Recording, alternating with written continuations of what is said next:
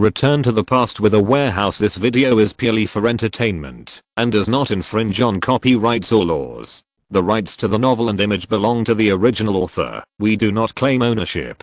Don't like waiting and want to listen to this fanfic in full now?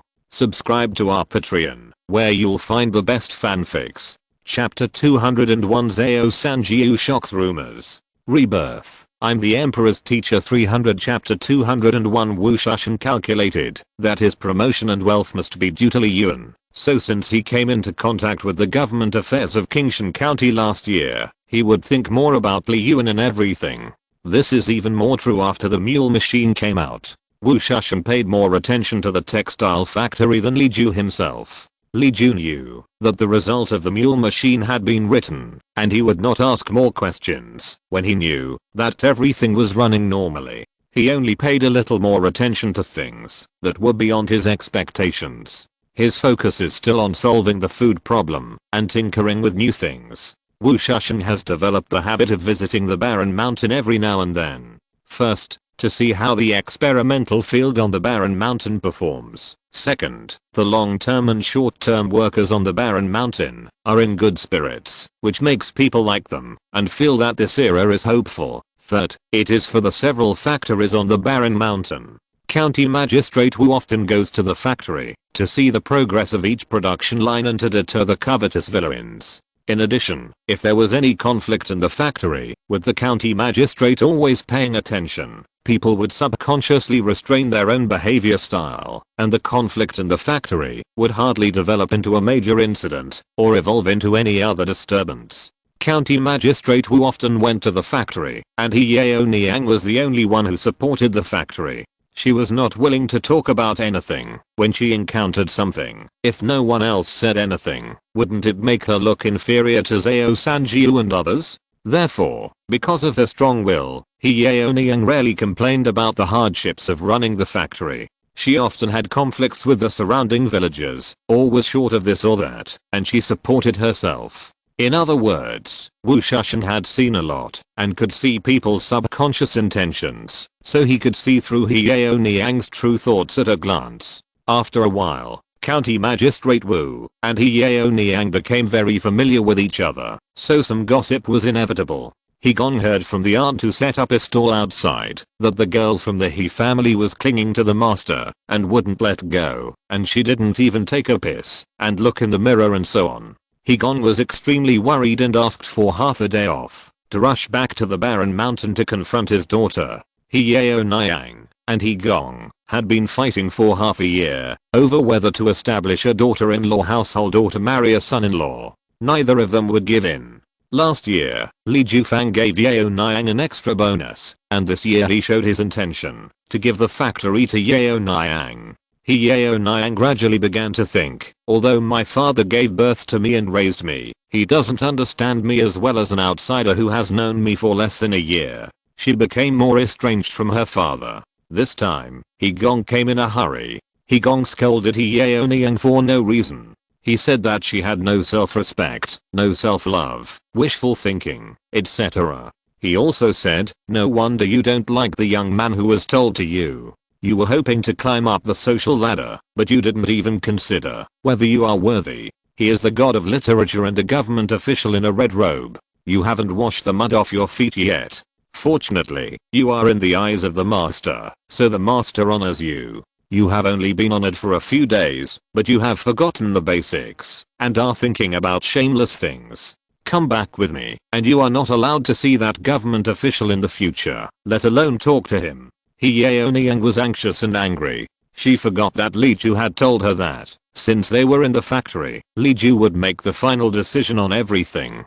She immediately quarreled with He Gong. The quarrel between the father and daughter was earth-shattering. One of them is the father of mule looms. Now mule looms in the county still need to be inspected by He Gong before they can be released. Those who are eager to get mule looms have to please He Gong in addition to Li Ju, fearing that He Gong will trip them up, so they pay special attention to He Gong. The other is Li Ju's confidant, and the future director of the first factory of Li Yuan textile factory is set in stone. In the future, how many people will be recruited in the factory? What kind of people will be recruited? How much yarn will be produced? And how many batches of cloth will be woven? All in the hands of a girl like Yu Yaoniang. She is also a tiger who is not easy to mess with, and there are 100 pairs of eyes staring at her. The father and daughter just quarreled, and the news outside spread to the houses at the foot of the mountain. Those who think they are close to them came to persuade them. Sanjiu was working on the barren mountain that day. He was tinkering with the water wheel near the textile factory. He was the first to run over when he heard the noise.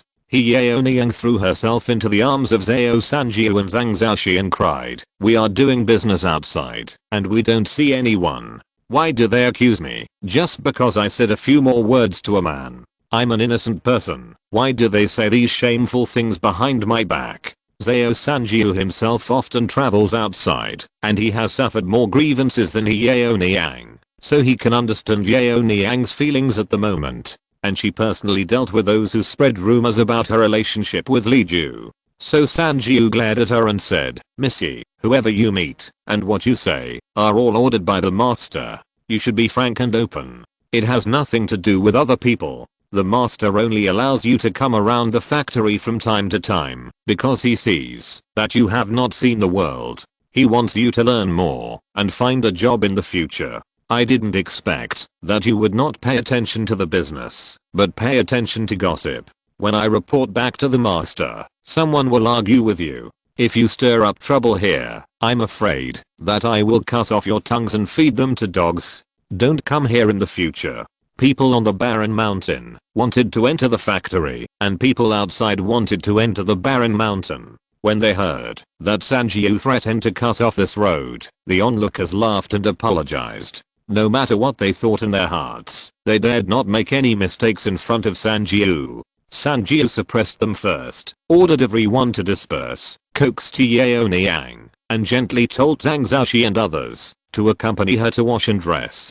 Sanjiu herself turned to He Gong and said, "It's not that I want to interfere between you and your daughter. It's really that you are so disrespectful. Others don't believe in your own daughter, so you don't believe in her either?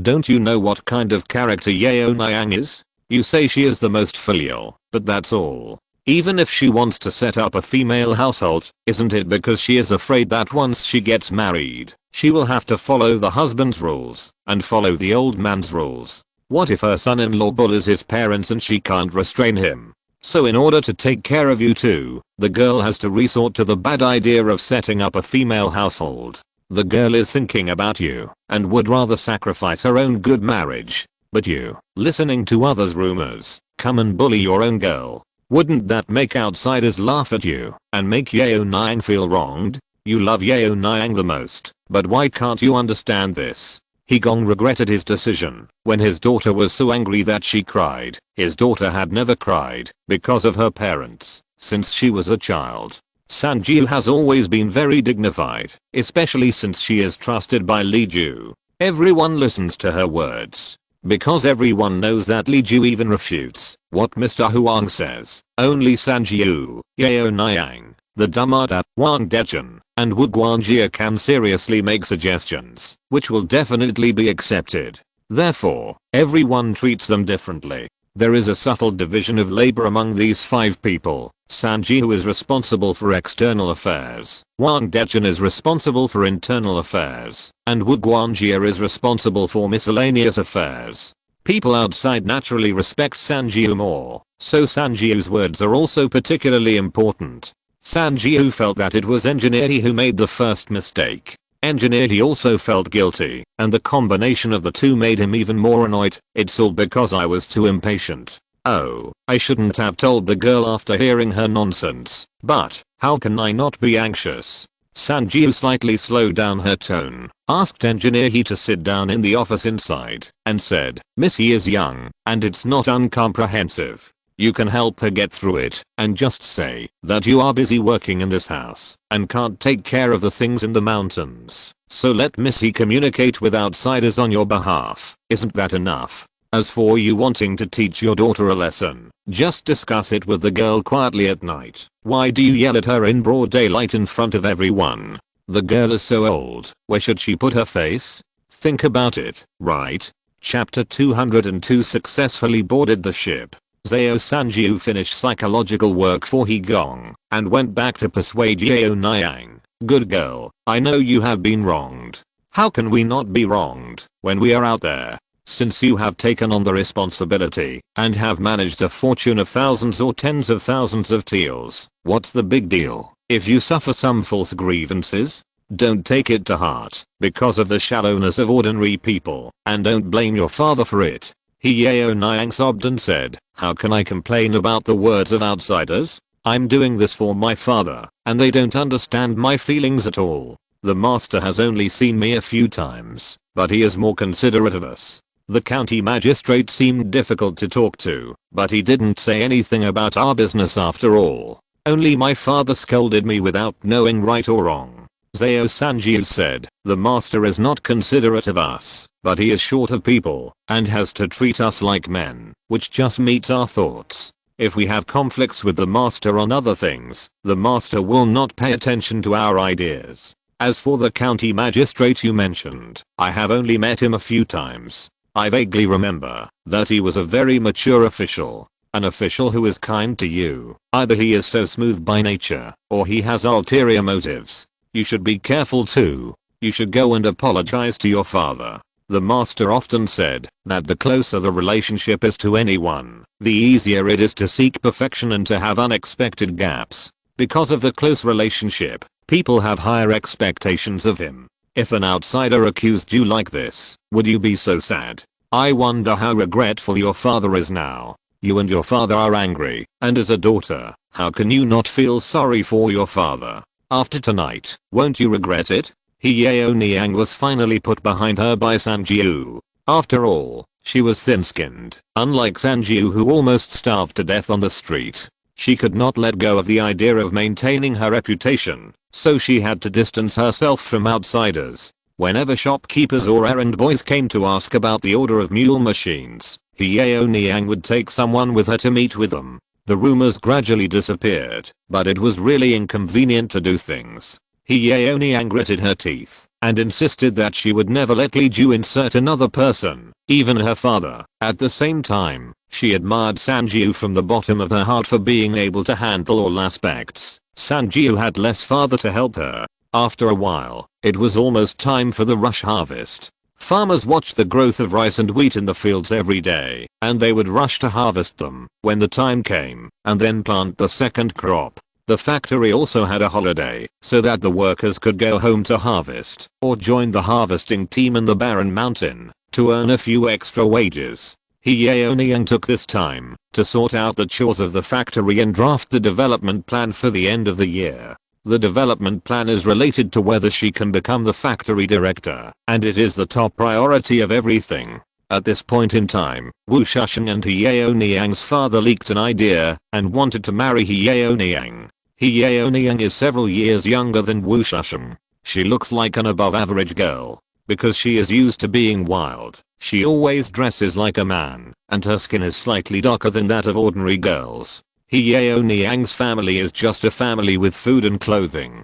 Her father is still a craftsman. There is only one daughter in the family. In people's eyes, it is a life of little blessing. Wu Shusheng is a big official family in the north. Although he is about to become a side branch, it has not yet become one. The family is already rich and has many relatives. He is not afraid of being bullied by others because of his weak strength. He himself is also handsome, very elegant, and he has passed the imperial examination and became a county magistrate. He also has a grandfather who is a high-ranking official. He can be regarded as a rising star in the capital, not to mention the local county. Even Li Ju's market can't catch up with Wu Shusheng. The only problem with Mr. Wu is that his previous fiancée died young, which seems to be a bit of a wife killer, but who cares? Mr. Li's class taught us that feudal superstition is not good, and all the talk about luck and prosperity is fake.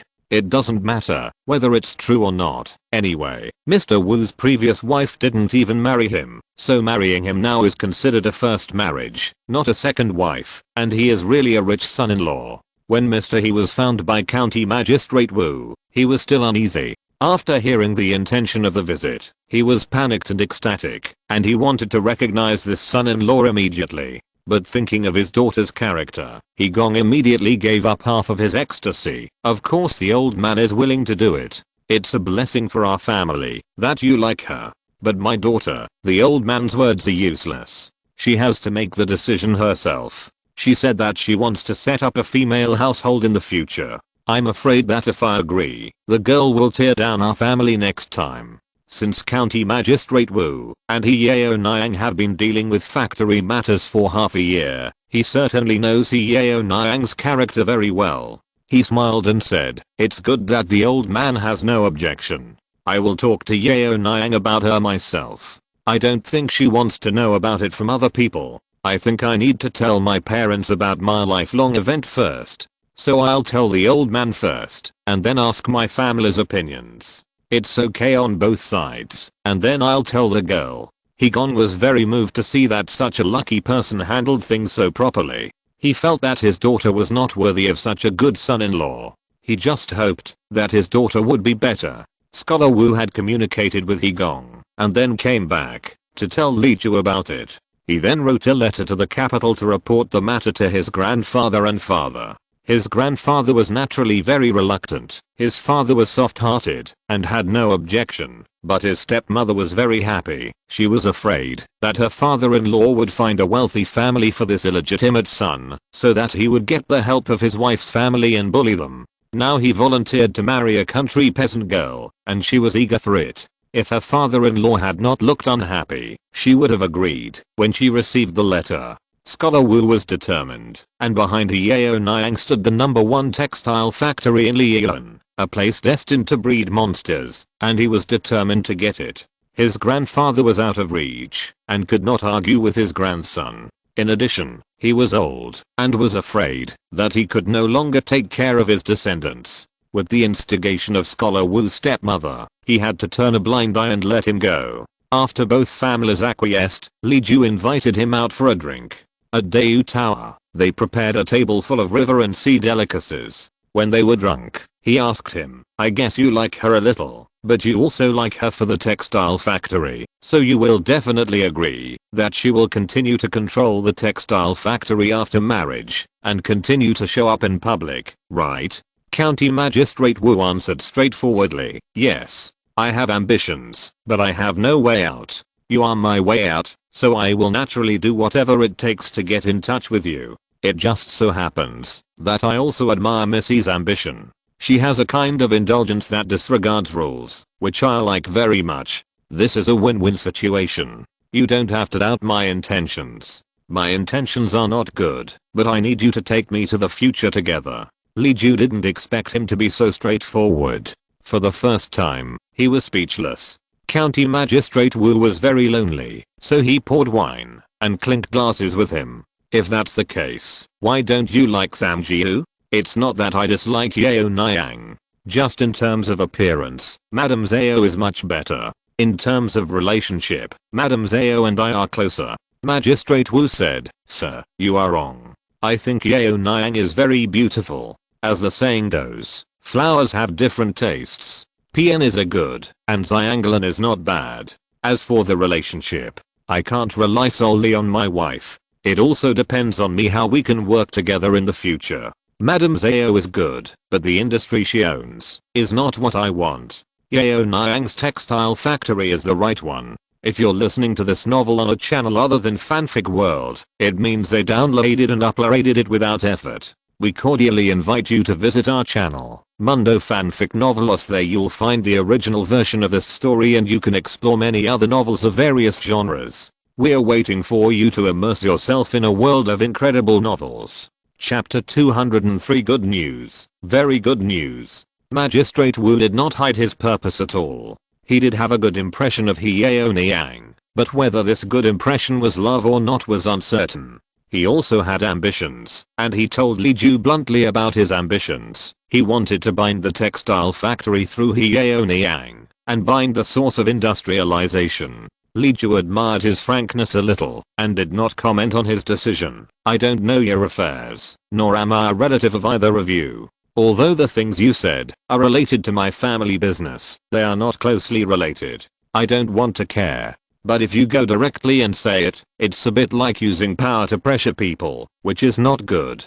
So I want Sanjiu to ask. If the girl is willing, you can handle the rest of the things yourself. If the girl is not willing, please don't force it. Even if you fail to marry the family of the director of the textile factory, there will be other factories in the future.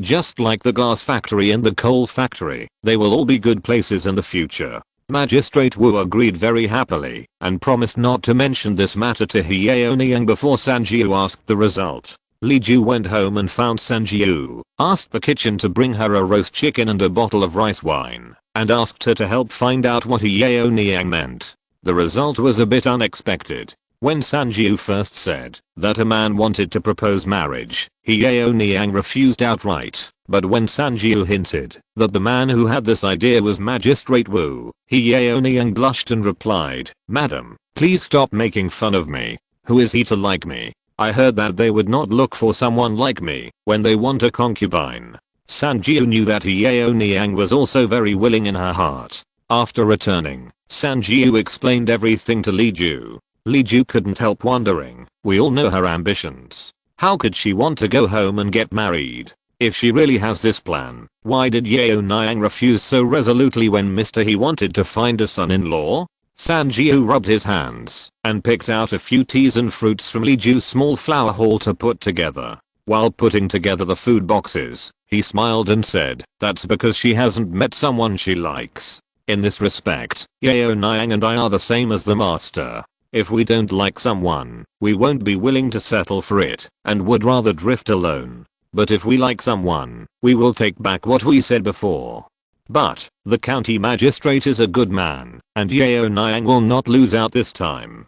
If it was someone else, he would insist that she go home to take care of her husband and children. The county magistrate's intention is to let her go. Li Ju said old Wu had already taken a fancy to the factory in Yaoniang's hands. How could he bear to let Yaoniang give up the factory and go home to work? Does old Wu still need a nanny? Sanjiu smiled and said, "That's true. Master, don't worry. Yaoniang won't make a mistake. This is a good ending, and everyone is satisfied. I just hope that Xiaolan will have a good husband that both of us like and are willing to marry in the future, so that it will not be in vain that she and I were rescued and raised by the master." Li Jiu agreed with him and shared the food box with Sanjiu and the mute. He also asked Sanjiu to prepare some gifts, including his own. He was both a friend of County Magistrate Wu and the superior of Yu Yaoniang. It was reasonable for Li Jiu to send a gift for their engagement and wedding.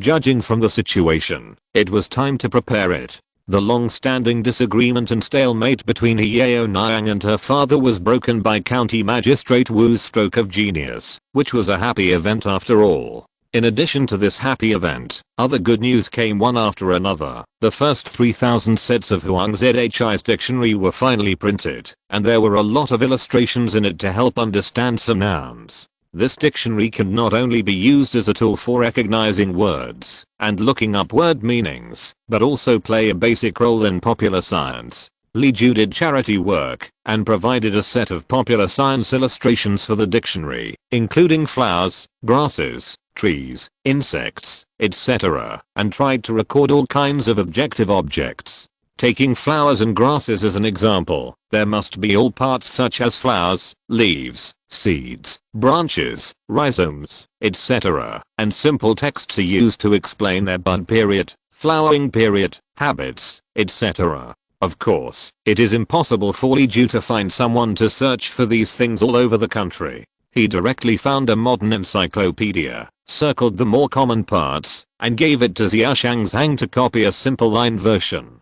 Xia Shangzhang copied it exactly like the original picture, with fast speed and confidentiality. He could copy 10 monochrome patterns a day, but he finished copying all of them in 3 months, and finally compiled them into a booklet with 250 pages. This booklet was sent by Li Ju to be engraved and distributed free of charge to each set of dictionaries. Such a set of books, including the fee paid to Huang Zhi and the price control of the printing and dyeing joint venture, was finally priced at 600 taels per set, far beyond the affordability of ordinary people. Only wealthy officials and families with more than 10,000 taels of wealth and expectations for reading would consider buying a set to hide. There are a few works such as atlases on the market now, but they are mainly used for painting. Even herbal atlases in medicine are quite rare, not to mention detailed introductions to each part. When Li Ju took out this set of atlases, Huang Zhi and others were impressed. In order to enlighten the people, this person was willing to pay any price.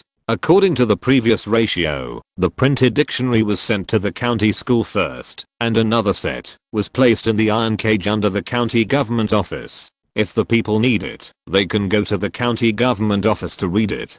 People in Kingshan can learn Pinayin, so it is no problem to look up a dictionary. The remaining 2,000 volumes were bought by wealthy families in the county for their children and clan schools, by honoring Sima Junshao, Yunnan and others, and by merchants from other places. Those who had already found their destinations were packed and shipped with the team. There were also some spare copies, which were sent to Liaji goods store, to wait for the right people to buy them. In addition, the bicycle production line was also built. During the 2 days of the slack season, people who had free time assembled 70 or 80 bicycles. The cheap bicycles were only sold for the raw materials and labor costs, but they could be exchanged for 1 tael and 6 cents of silver. The most expensive material was the steel frame used in the middle. The high-end ones were decorated with colorful shock absorbers and cotton tires. The materials used were all the best materials, 100-fold steel and painted wood.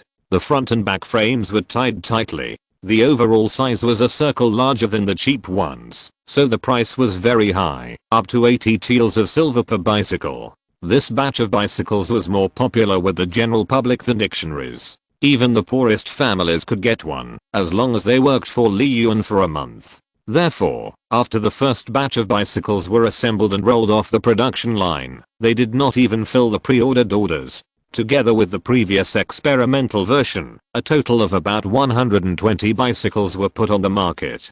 For a time, the streets and alleys of Kingshan County were full of people riding bicycles. The best news is that, because the water and heat are very good this year, most places in Jiangnan can achieve double cropping, so the first season of rice will be harvested in advance. However, the corn, sweet potatoes and potatoes in Li Yuan cannot be directly double cropped, but need to be interplanted with other crops. In addition to rice and wheat, the harvest time of other crops in Li Yuan is later than the overall harvest time in Jiangnan. Li Ju then remembered that he had taken it for granted again. Although the yield per mu of corn and other crops is high, it has an absolute advantage in areas with 1 crop per year, but in areas with 2 or 3 crops per year, this advantage is weakened. Chapter 204. What's good about Kingshan County? The rice, wheat and other crops planted in Li Yuan were harvested together with other places, but the crops of these 2 types were originally small, so they were all harvested in 2 days and spread out on the ground to dry.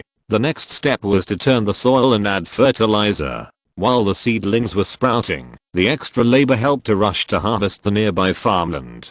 In the end, the summer grain was stored, which was 10% more than last year. If you add the winter wheat and late rice, it can be about 30% more than in previous years. More grain is a good thing, but the price of grain has fallen. This year, the harvest in Jiangnan has been good, and the grain stores that collect grain have more choices.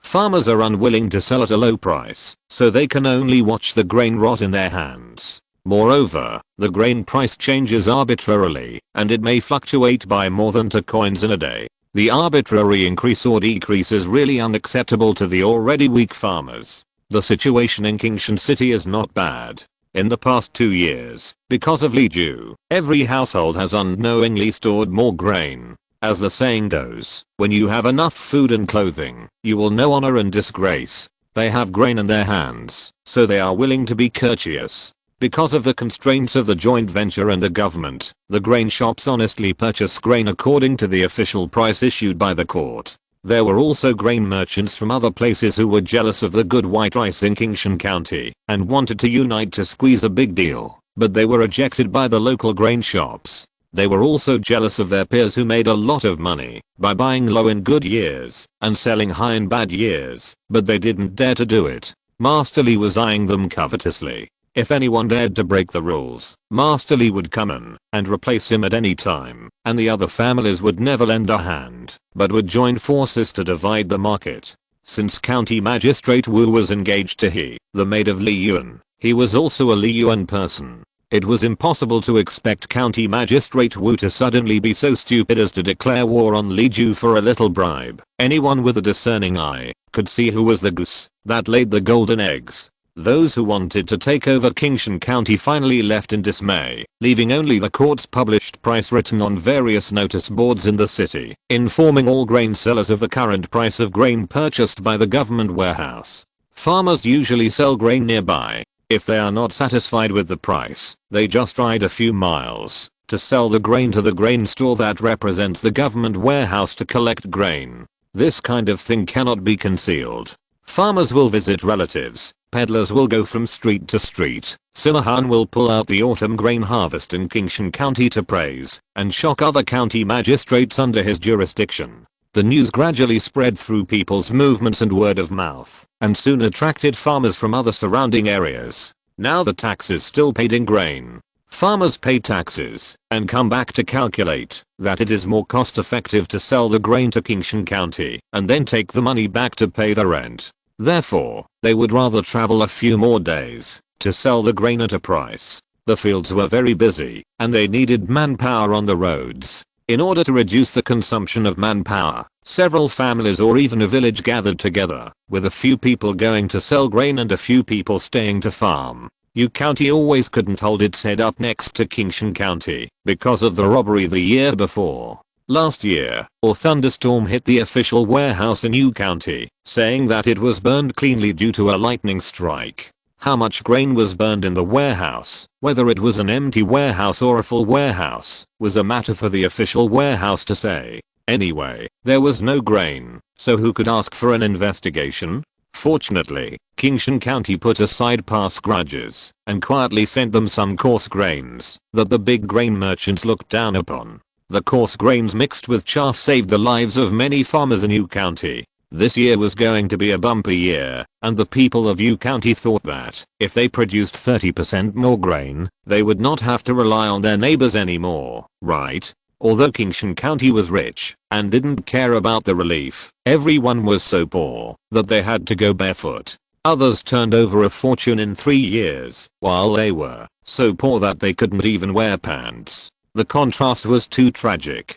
It was okay to ask for help once or twice, but who wouldn't be embarrassed if it happened 3 or 4 times? Who knew that in the end they still had to rely on Qingshan County for relief? The villages in Yu County, which were closest to Qingshan County, were the first to decide to go to the neighboring county to sell grain. This was a high risk at the time. If they were caught, they would be sent to jail, so they chose to pack up their cars in the middle of the night and prepare to set off without saying a word. The village chief was young and strong and familiar with the road, but he had to deal with officials at all levels and the landlord's servants, so he couldn't go with them. If he was not at home and was found by those lackeys who collected grain, it would be bad if they roused suspicion. He had to give a few words of advice, fearing that the young men and grandfathers would have an accident on the road. Several strong laborers carried rice on their shoulders and in their hands. The elderly uncle drove the only mule in the village to pull a cart of more than 1,000 kilograms of good rice.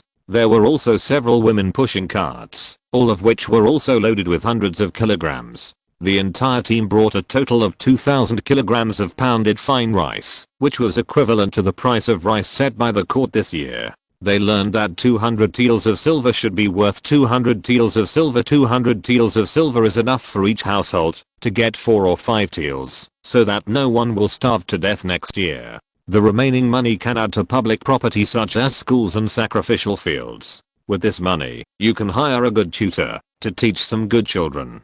If it weren't for the fact that several wealthy families in Yu County were only willing to pay 40 taels of silver, if he could sell it for 80 or 100 taels locally, he would never want to take the risk of going to the next county to sell grain. This journey of hundreds of miles is too dangerous. The village chief was thinking about how to distribute the silver he got. Finally, everyone packed up and could leave. The village chief just patted his son on the shoulder and said nothing more. Because it was a covert operation, they didn't even dare to light torches and could only travel in the dark by moonlight. The group soon disappeared in the darkness not far away. The village chief sighed and looked in the direction of Kingshan County, as if he was a wooden sculpture, and didn't move for a long time. Why did Mr. Lee go to Kingshan County at that time? Mingshu village is obviously not far from them. Why did Mr. Lee go directly to Kingshan County? Kingshan County is not good at all. How can it compare to their Yu County? If Mr. Lee came to Yu County at that time, then the people who don't have to worry about food and drink, and can save money to buy land now should be the people of Yu County. The same thing happened in other counties a few days later, and even the people of Yaoniang County, the county seat of Dasan County, were somewhat tempted. Most of the grain merchants in Yaoniang County and Kingshan County are related, and the price they offer is not bad, at least not as shameless as Yu County. However, the road from Yaoniang County to Kingshan County is now very easy to travel. It is a flat cement road, and there is no need to worry about the journey. It only takes 1 day and 1 night to get to Kingshan County. If you spend 1 day, you can sell more than 10 or 20 taels of silver, which is equivalent to a year of hard work. There are tea stalls and road maintenance teams along the way. It is very stable and there is no need to worry about accidents. When Sima County Magistrate heard that the official warehouse in the county government did not collect grain as expected, he found out that there was such a reason after careful investigation. It was really ridiculous. However, Sima County Magistrate did not raise the price. He was not like Wu Shusheng, who had a grain store association as his confidence. He had been operating in the local area for many years, relying on his good relationship with the local snakes. The local grain prices were negotiated by the government and the powerful. The court's published price was like this. If he asked to increase the price of grain to the same as the published price, the grain store would really only be able to earn hard-earned money. In the future, if Yaoniang and Assam counties have problems, will others be willing to help? If they can't collect it, then they can't collect it. Anyway, some of the grain in Kingshan County will be sent to the government warehouse in the end. Why did Li Ju live in Kingshan County at that time? If he walked a little further ahead, Yaoniang would be not far away, right? How can a small county compare to the county seat? If Li Ju was in Yaoniang, the two of them would join forces to first suppress the unscrupulous merchants, and then eliminate the thieves and bandits. People would live and work in peace and the industry would prosper, and everything would be just around the corner. What a pity. What's so good about Kingshan County? Why did Li Ju really live there? Chapter 205 Maritime Trade 1. What's good about Kingshan County? The people are open-minded. The first and second generation county magistrates are very knowledgeable, and the local tyrants know how to take things slow and adapt to the situation. It's hard for Li Ju to find similarities. The people in Yu County are good, but the county magistrate is not good. The governor and county magistrate in Yaoniang are good, and the people are good, but the tyrants are powerful. They are much more difficult to deal with than Kingshan County. Each of them is a strengthened version of Huang, Chen, Wu, and Zhao. It's not as easy to deal with as the 4 families in Kingshan County. On this day, shopkeeper Liu returned from the maritime customs, carrying real gold and silver and many rare foreign items back to Lee Garden. Without saying anything, he drank a pot of iced milk tea, sat down and panted, saying, "It's terrible. When I went there this time, dozens of red-haired and yellow-haired foreigners surrounded me. Before I could say anything, all the goods I brought were stripped clean by them. Our things are really popular." Li Ju hurriedly asked the kitchen to send 2 more pots of iced tea, and asked him, "Are the goods from Kingshan City selling better, or the ones I gave you separately?" Old Liu said, "They are all easy to sell. The ones the master gave me are priced 10 times higher, and the ones produced in the city are priced 3 times higher. I made some lists, and they still want these. Also, the cloth we weave ourselves is excellent, especially the width, which is about 4 times the width of those in Japan and other places. That's why they like it very much. But they think the color is a bit monotonous. I thought the master has a unique dyeing recipe. I wonder if it can be dyed. Gray cloth is cheap, and blue cloth will sell for a few more cents. If there is red cloth or purple cloth, and it is woven with gold and silver circles, it will be a sky-high price." Li Ju's mouth twisted when he heard this. Petroleum, called lithotripsy at that time, was only discovered last year, and there was no way he could make chemical dyes based on the smelting of minerals such as petroleum tar. It is too difficult to produce bright colors with plant dyes and other natural dyes, otherwise ancient Japan would not have regarded red cloth as so precious that they even created a term 1 pound of dye to describe the color. Seriously speaking, the implementation of chemistry in ancient times was much more difficult than physics, and he also had to consider environmental issues. He said, I don't have much of those rare goods, and I have to worry about our own use in the next few decades. Let's take the grey cloth to a few dyeing and weaving shops here to try dyeing. I think their technology is not bad. Although it's not as good as mine, it's better than outside. Shopkeeper Liu expressed great regret. That's fine. In addition to cloth, there are also silk, ceramics, glass, lacquer work, etc. Anything related to craftsmanship is in great demand.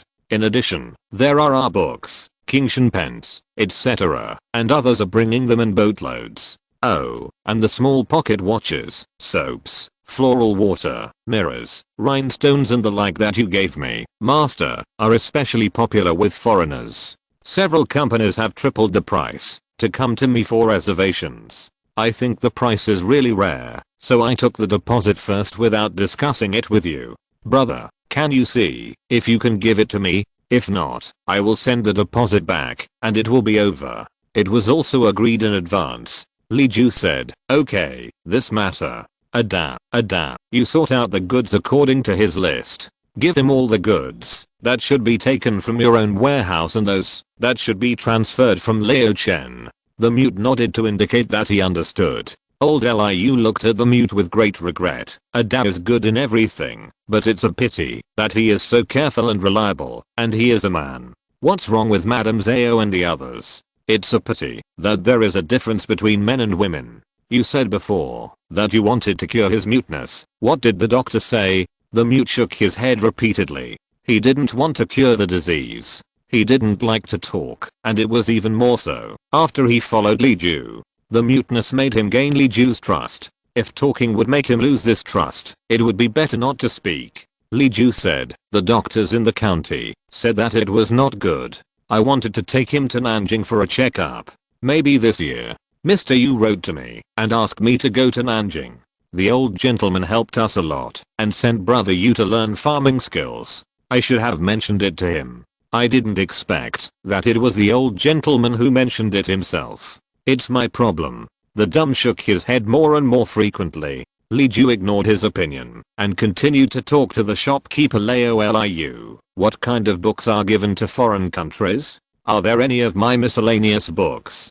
Liu replied, how can we give that? There are not enough for us to share. I went to Nanjing, and the second master of the Yu family repeatedly told me that this year's books must be sent to his house, and not to let irrelevant people take them all away. Li Ju was naturally not worried that there were not enough people in the Great Yang dynasty to share his books. It was only the first few years, and how many people would be interested in his miscellaneous knowledge? He was worried that the books he wrote would be spread to foreign countries overseas, and that people outside would infer some technological things based on his miscellaneous knowledge, lighting up the technology tree too early. In Li Ju's mind, there is actually no distinction between groups, races, and nationalities. He is an outsider and does not belong to the Great Yang dynasty. Naturally, he does not think that he is a citizen of the Great Yang kingdom. However, he has been here for 3 years, so there is always some friendship.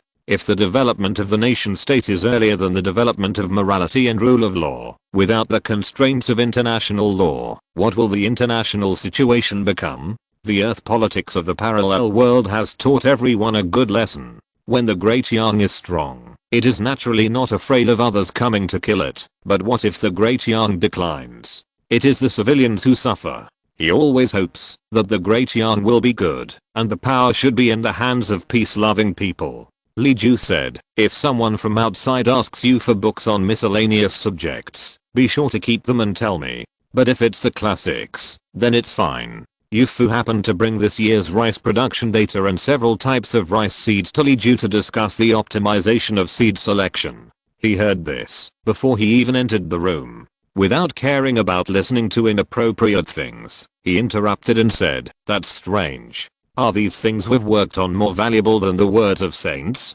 Why can't we send our books out, but the classics can?"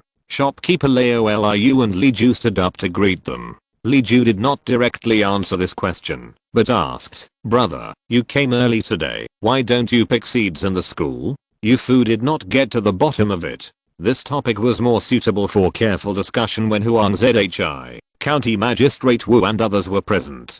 He put down the box in his hand and said, "It will take too long to finish talking about seeds. Wait until Manager Liu finishes talking to you first, and then I'll catch up. Is it okay for me to stay here?" Li Ju smiled and said, "It's okay. It's just a business of several families. It's good for you to listen, learn more about management skills, and save a few acres of property for your son. When Xiaolian marries into your family in the future, she will have a lot of property to manage." Yu Fu smiled and said, "I'm afraid that, even if our family were tied together, we wouldn't be as good as one finger of Xiaolian's mother. How well does she manage the outside affairs of your family?"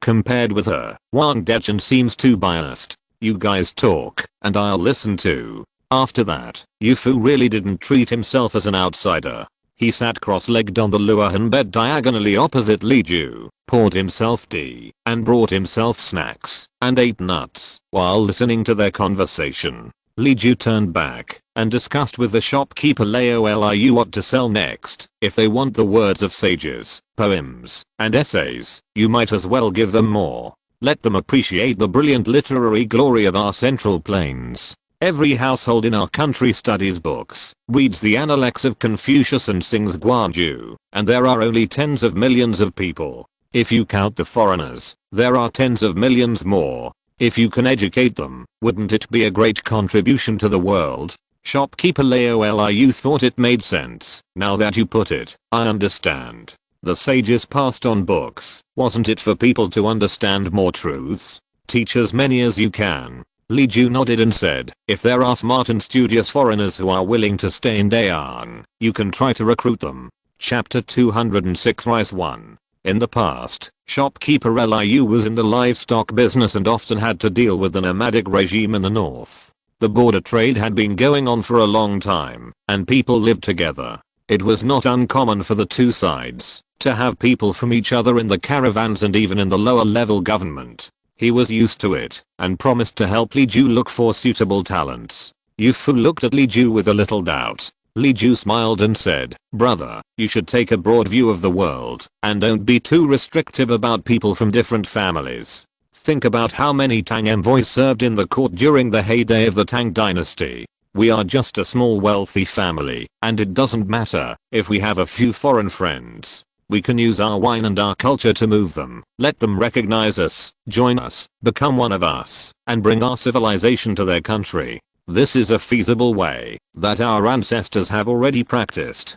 Don't you yearn for the heyday of the past? Even the western regions sing the poems of King Lian Jushi. How glorious." Yu Fu hesitated, his eyes wandering between shopkeeper Liu and Li Ju, and said, "It sounds like that." Li Ju continued, "Of course, those who obviously have bad intentions don't need to do that. If Brother Liu is not sure, please ask the second master of the Yu family to help take a look. We will go overseas to find some seed parents in the future. It is always a good thing to make more friends with local people. If we can convince them to learn our culture at the same time, it will be even better." After sorting out the previous and subsequent events, the shopkeeper Liu finished the transaction with Li Ju, handed over the money and the bill of goods, took the second bill of lading, and the account approved by Li Ju, left the small building contentedly, and went home to find his wife to sleep. Li Ju took the teacup, and moved to the Luohan bed, and sat down cross-legged. Yu Fu opened the box he brought, which was divided into 3 layers with a total of 12 grids, and each grid contained a handful of seeds. The labels in the grids recorded the location of the field, where the seeds were collected, the size of the seeds, and the characteristics of the seeds. Last year, they found a small piece of rice that was particularly resistant to waterlogging, and found some seeds from other places that also showed good characteristics. They planted these seeds together and obtained some new seeds. The same goes for other trays, such as those with particularly thick stems, particularly developed root systems, the least bitten by insects, the largest ears, etc. Yu introduced the seeds one by one, frowned and said, "We will try to breed according to different traits during the spring sowing next year to see if we can get more seeds the year after. But I came here today not only to show you our results, but also to bring a question. You once said that hybrid vigor would be particularly obvious. Why did we use local japonica rice and indica rice brought from the south by Lao Chen to cross-plant this year, but there was no result? Japonica rice is still japonica rice, and indica rice is still indica rice." Li Ju replied, "This is a long story. To put it simply, it is pollination. Rice flowers are very small, and one ear will have more than hundreds of flowers. It is difficult for it to accept pollen from other rice, so it is naturally difficult to hybridize. 99% of the probability is self-fertilization, so if you simply plant the two types of rice together, there is only a 1% chance of hybridization at most." Yu responded with an "ah." Li Jiu said, "I'm very happy that you can think of this. Once hybrid rice is created, it will be a legend, so legendary that you can't imagine it. But this difficulty is really great. First of all, we have to learn the course of genetics to the extreme. Secondly, we have to build a new laboratory and prepare experimental fields. The most important thing is that we have to find a special kind of rice. Its outstanding feature is that the stamens are degenerate and can only be pollinated by other pollen. Combined with what I said before, the reason why rice is difficult to hybridize is that it is very difficult for it to accept pollen from other flowers. The stamens of this kind of rice are degenerate, and only 1% of the offspring survive in each generation, so its number is extremely rare. But on the other hand, once we find this strain with degenerate stamens, it can only accept pollen from other rice. Doesn't this have a natural hybrid carrier? These are just necessary element. Once all of them are achieved, there will be the next step." Yu said, "This is a bit difficult. I think it's not so bad. You are learning genetics, and if you don't, there are still the next generation and the next generation. As long as you keep learning and combine experiments, you will have a day to fully understand my family's teachings. Experimental fields are not difficult. The imperial farm awarded by the emperor last year is being repaired there this year to restore the soil fertility. I plan to make a good plan this winter, including the barren mountains, and I can always divide 1 or 2,000 acres of different fields for experiments. But the problem is where to find the strain with degenerated stamens. The world is so big, where is it?" Li Ju didn't know whether the wild ancestor found in the parallel world would still be distributed in Hainan in this era. Hainan had just been developed not long ago, and was still a place of malaria. Even if they knew where it was, it would be difficult to get it back. Hybrid rice is the most brutal killer without a doubt. Relatively speaking, the effort to get it out is also huge, even if they stand on the shoulders of giants. Let's not think about the advantages of hybridization for now. If you really want to try it, there is indeed a stupid way, which is to remove the rice stamens and turn them into carriers. This method is very cumbersome and complicated, and requires a lot of manpower. According to my plan, it cannot be implemented in a short time. You must think clearly and I will teach you. But the idea of selecting strains for key cultivation is still correct. We can continue to select rice with characteristics for self-fertilization, and select stable and useful varieties from generation to generation. This is a long process, but it is feasible. The japonica rice and indica rice we eat are supposed to be crops of the same origin, and it took thousands of years to differentiate into different varieties. What we have to do now is the same thing, find the good ones, and then let them have more genetically stable offspring. Yu said, "Of course. Since I have chosen this path, I must go to the end, until I can no longer go on. Let's get back to the topic. Next, I will plant rice with the same traits together to stabilize their strains, right?" After getting an affirmative answer, Yu asked again, "Then why, for the varieties of corn, sweet potatoes, etc. that you brought, you want to mix them with those with not so good traits? You said it was to prevent degeneration, but according to genetic theory, when good things are combined with good things, the offspring are generally good. How can there be degeneration?" In breeding, the good will get better, and the bad will be more likely to occur. Their genetic traits are not as stable as rice, so I introduced other distantly related varieties to hybridize with them. I actually have no idea how to do it specifically. After all, I haven't studied these carefully. I'm crossing the river by feeling the stones. Li Ju's academic level is not high, it can even be said to be on the low side. Before the time travel, he spent most of his time on the training ground. After the time travel, most of the things he used to fool people were things he learned and applied immediately. If he went into details, he would definitely be exposed. He looked down at the box of seeds sent by Yufu. It had only been a short time, but a little hope had already ignited a small flame. After all, things were going in a good direction. Anyway, I hope that after a new round of hybridization, the results next year will meet expectations. I can then put these things aside and hand them over to my elder brother so that I can concentrate on doing other things. Chapter 207 Going to Jinling 1. Li Ju suggested that Yufu and others should open up the cultivation of new strains. It is difficult for them to produce hybrid rice now, but they can count on some more focused varieties, especially the development of sweet potato, and corn varieties, to maintain the output of the 3 imported grains at the same level, which is not a bad idea.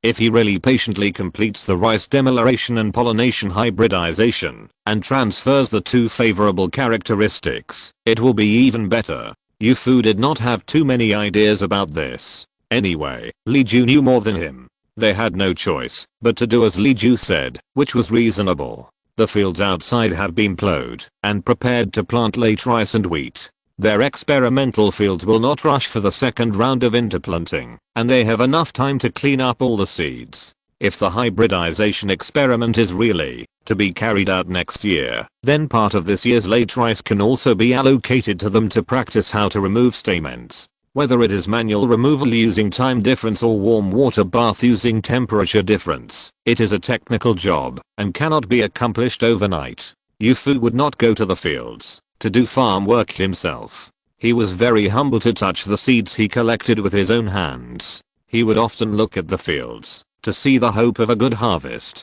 Whoever saw him would praise him. The master cares about agriculture and sericulture. He is really a gentleman of ancient times. He was a scholar of the 3 classes of scholars: farmers, merchants, and artisans, and a scholar of the top academic and family. Agriculture was too far away from him, so far that he could only ask earnest questions from him, which was considered not ashamed to ask questions. He fed back Li Ju's information to the agricultural students in the school, allowing them to continue thinking forward according to Li Ju's explanation. As for himself, he would take advantage of this rare free time to go to Jinling with Li Ju to pay a visit to Mr. Yu. Li Ju originally planned to go to Jinling this year, but the time was to be determined.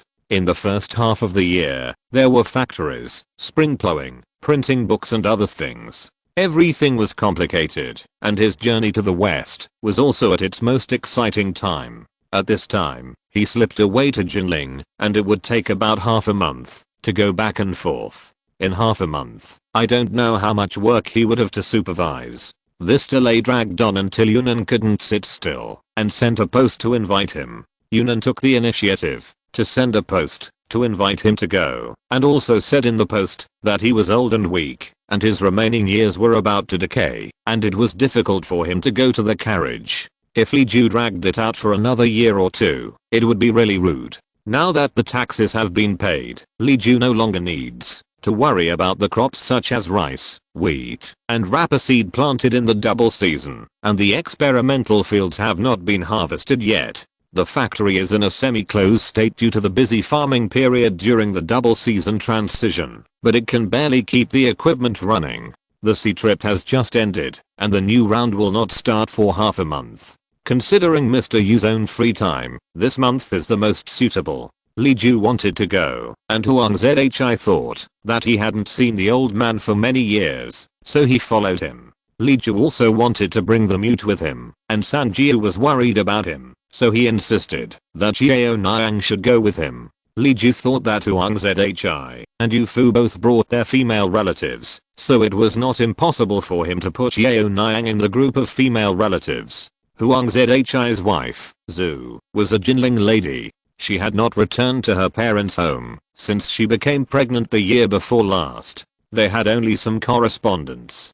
Huang Zhi considered that Yuanyang was almost 3 years old and had never seen his grandfather, and that his wife should also visit her relatives, so he decided to take his family with him. Zhu's parents were not young anymore, and it would be a pity to see them less often. The 3 of them were all juniors, so they should prepare gifts when they went to visit their elders. Yufu prepared several carts of local products, especially soap, Qingshan brushes, honeycomb coal, etc., which were cheap and easy to use, and filled several carts.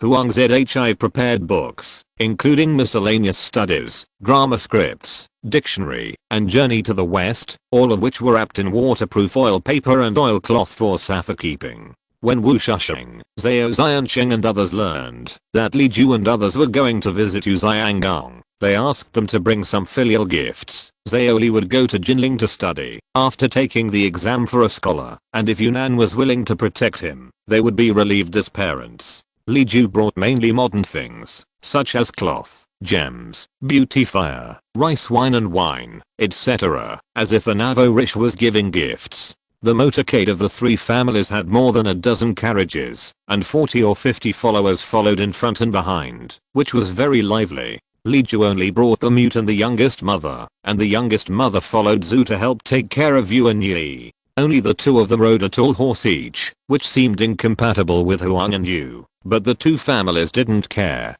They all knew that Li Ju was a martial arts master, and the mute was so big, like an iron tower, that he would be a hindrance if he brought guards. Moreover, Li Ju didn't like others to serve him around. Even the youngest mother and others couldn't get close to him. It was not his duty for him to bring 40 or 50 people to show off. However, when it was time to leave, Sanjiu entrusted Xiaolian to Madame Zhu again, saying that she asked Madame Zhu to take her daughter to broaden her horizons.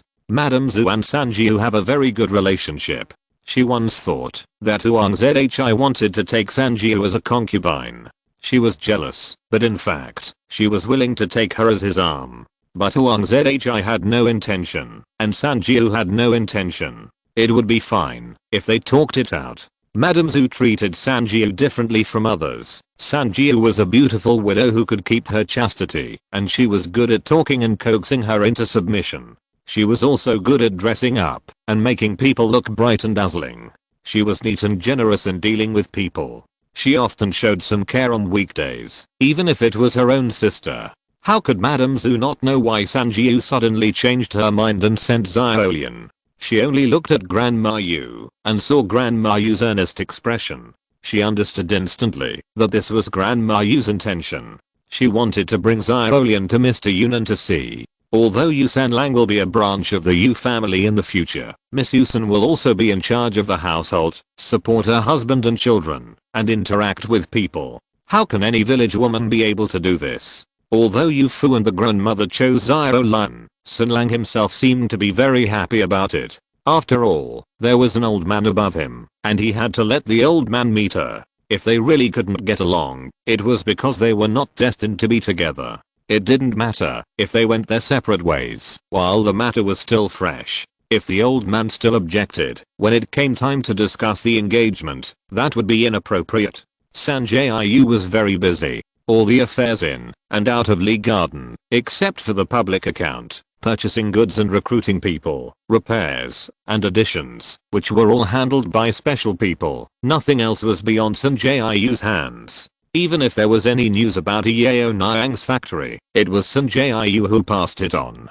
Sanjiu was very confident in Madame Zhu and Yu grandmother, and Xiaolian was not a timid girl. Even if she took a step back, Li Ju was still there. With Li Ju around, she would not have to worry about anything. She simply let Xiaolian go with the car. The girls in her family were all good looking, and they were not afraid of anyone looking at them. Chapter 208 Selling Grain 2. Li Yuan's motorcade slowly drove out of Qingshan City under the gaze of the crowd. Wu Shushan and Zhao Xiansheng and others saw them off in casual clothes and gave them all kinds of instructions until the motorcade disappeared on the mountain road, and then they dispersed. Life in Qingshan City is still going on as usual. People take care of the fields and houses and do a short-term job in their spare time. As long as they are willing to work, they can at least get enough food and clothing. It's really hard to find a small worker, so they just stand guard outside the poor relief center, the dock, and the business, and there is always a chance to grab a short-term job. The people in Kingshan City are naturally different from those in other places. People who come from outside to sell grain secretly are recognized as soon as they step into the villages near Kingshan City. The first few people who arrived in Yu County outside Kingshan City to sell grain secretly, they crossed the forest and the river. They were so hungry that they dared to take wild fruits and vegetables to fill their stomachs with sour rice balls. They looked at the white rice in the car, but didn't dare to move at all. Sometimes they saw a village from afar, but they didn't dare to enter the village. They had to ask their uncle to go and beg for water and food, for fear that a few people carrying 2,000 kilograms of food would be spotted and swallowed up by others. In this way, they hid the food and hurried on the road and finally delivered the food safely to Kingshan County. When they first entered Kingshan County, they didn't think Kingshan County was prosperous. The mountains and rivers were just as peaceful, the civilians were just as miserable, and the farmers were still digging for food in the fields.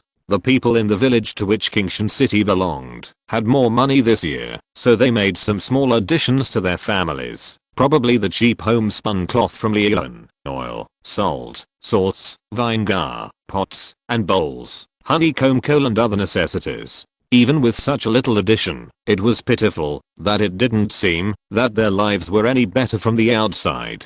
Several people in Yu County couldn't help but mutter all the way. Everyone said how good Kingshan County was, but what they saw along the way was no different from Yu County.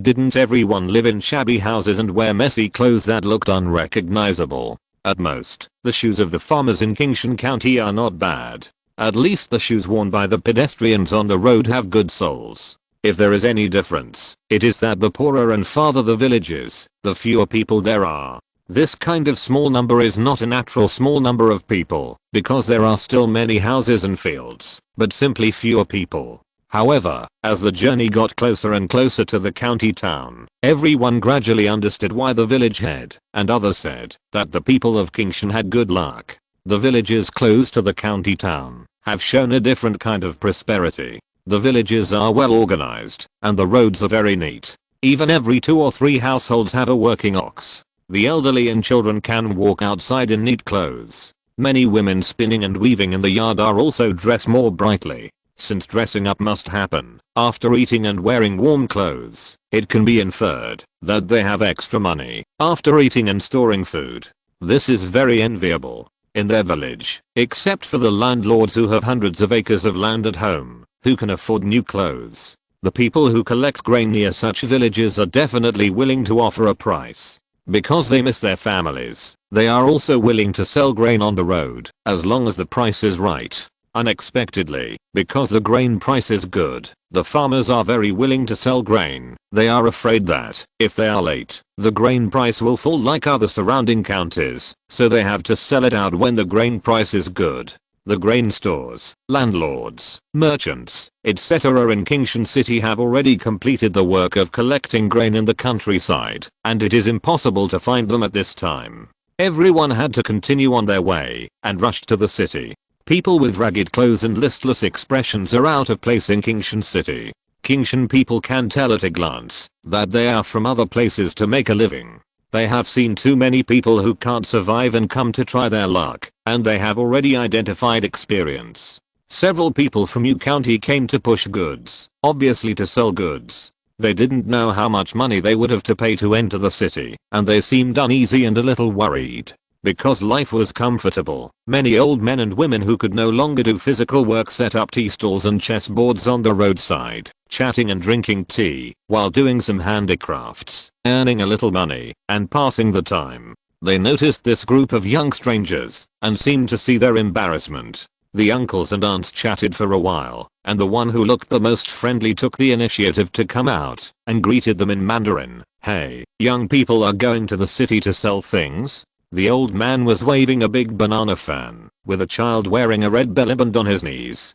The red belliband was brand new, and it didn't look cheap. The child was white and tender, with arms as round as lotus roots, and didn't look like a poor kid.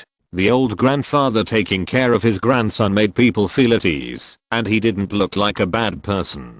Several people from Yu County discussed a few words nervously, and the uncle who drove the car came forward. The eldest uncle put on a wrinkled smile and replied in a half-baked Mandarin, "Hello, old man. Yes, we want to go to the city to sell some mountain products and buy some winter clothes for the children."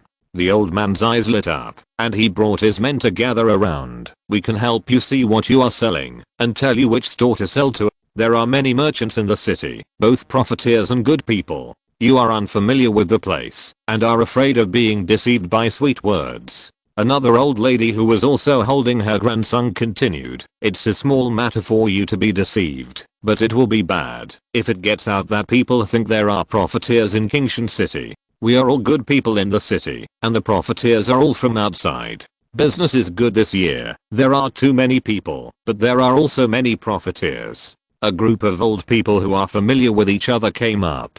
The people of Yu County saw that they were full of energy and dressed brightly, so they didn't dare to stop them and could only subconsciously cover up. But how can 2,000 kilograms of grain be concealed? A few old men knew it after just a touch. The old man in the lead was very surprised. "Which village are you from? Why are you selling grain just now? Our government warehouse has collected all the summer grain, and the grain that should be sent to Shanghai has been sent. The warehouse will be closed in the next 2 days." You people heard that there was no intention of robbing, nor did they have any intention of reporting to the authorities, so they could rest assured. However, it was not good news that the summer grain was collected and the warehouse was about to be closed. If the government stopped collecting grain, could the rice price of the grain store remain stable? The eldest uncle replied, "We are from Yaoniang village. Due to family matters, we were delayed for a few days and missed the grain store to collect grain. We had to mortgage it to sell it ourselves. Our grain is all good white rice. Can we still sell it? Yaoniang village?"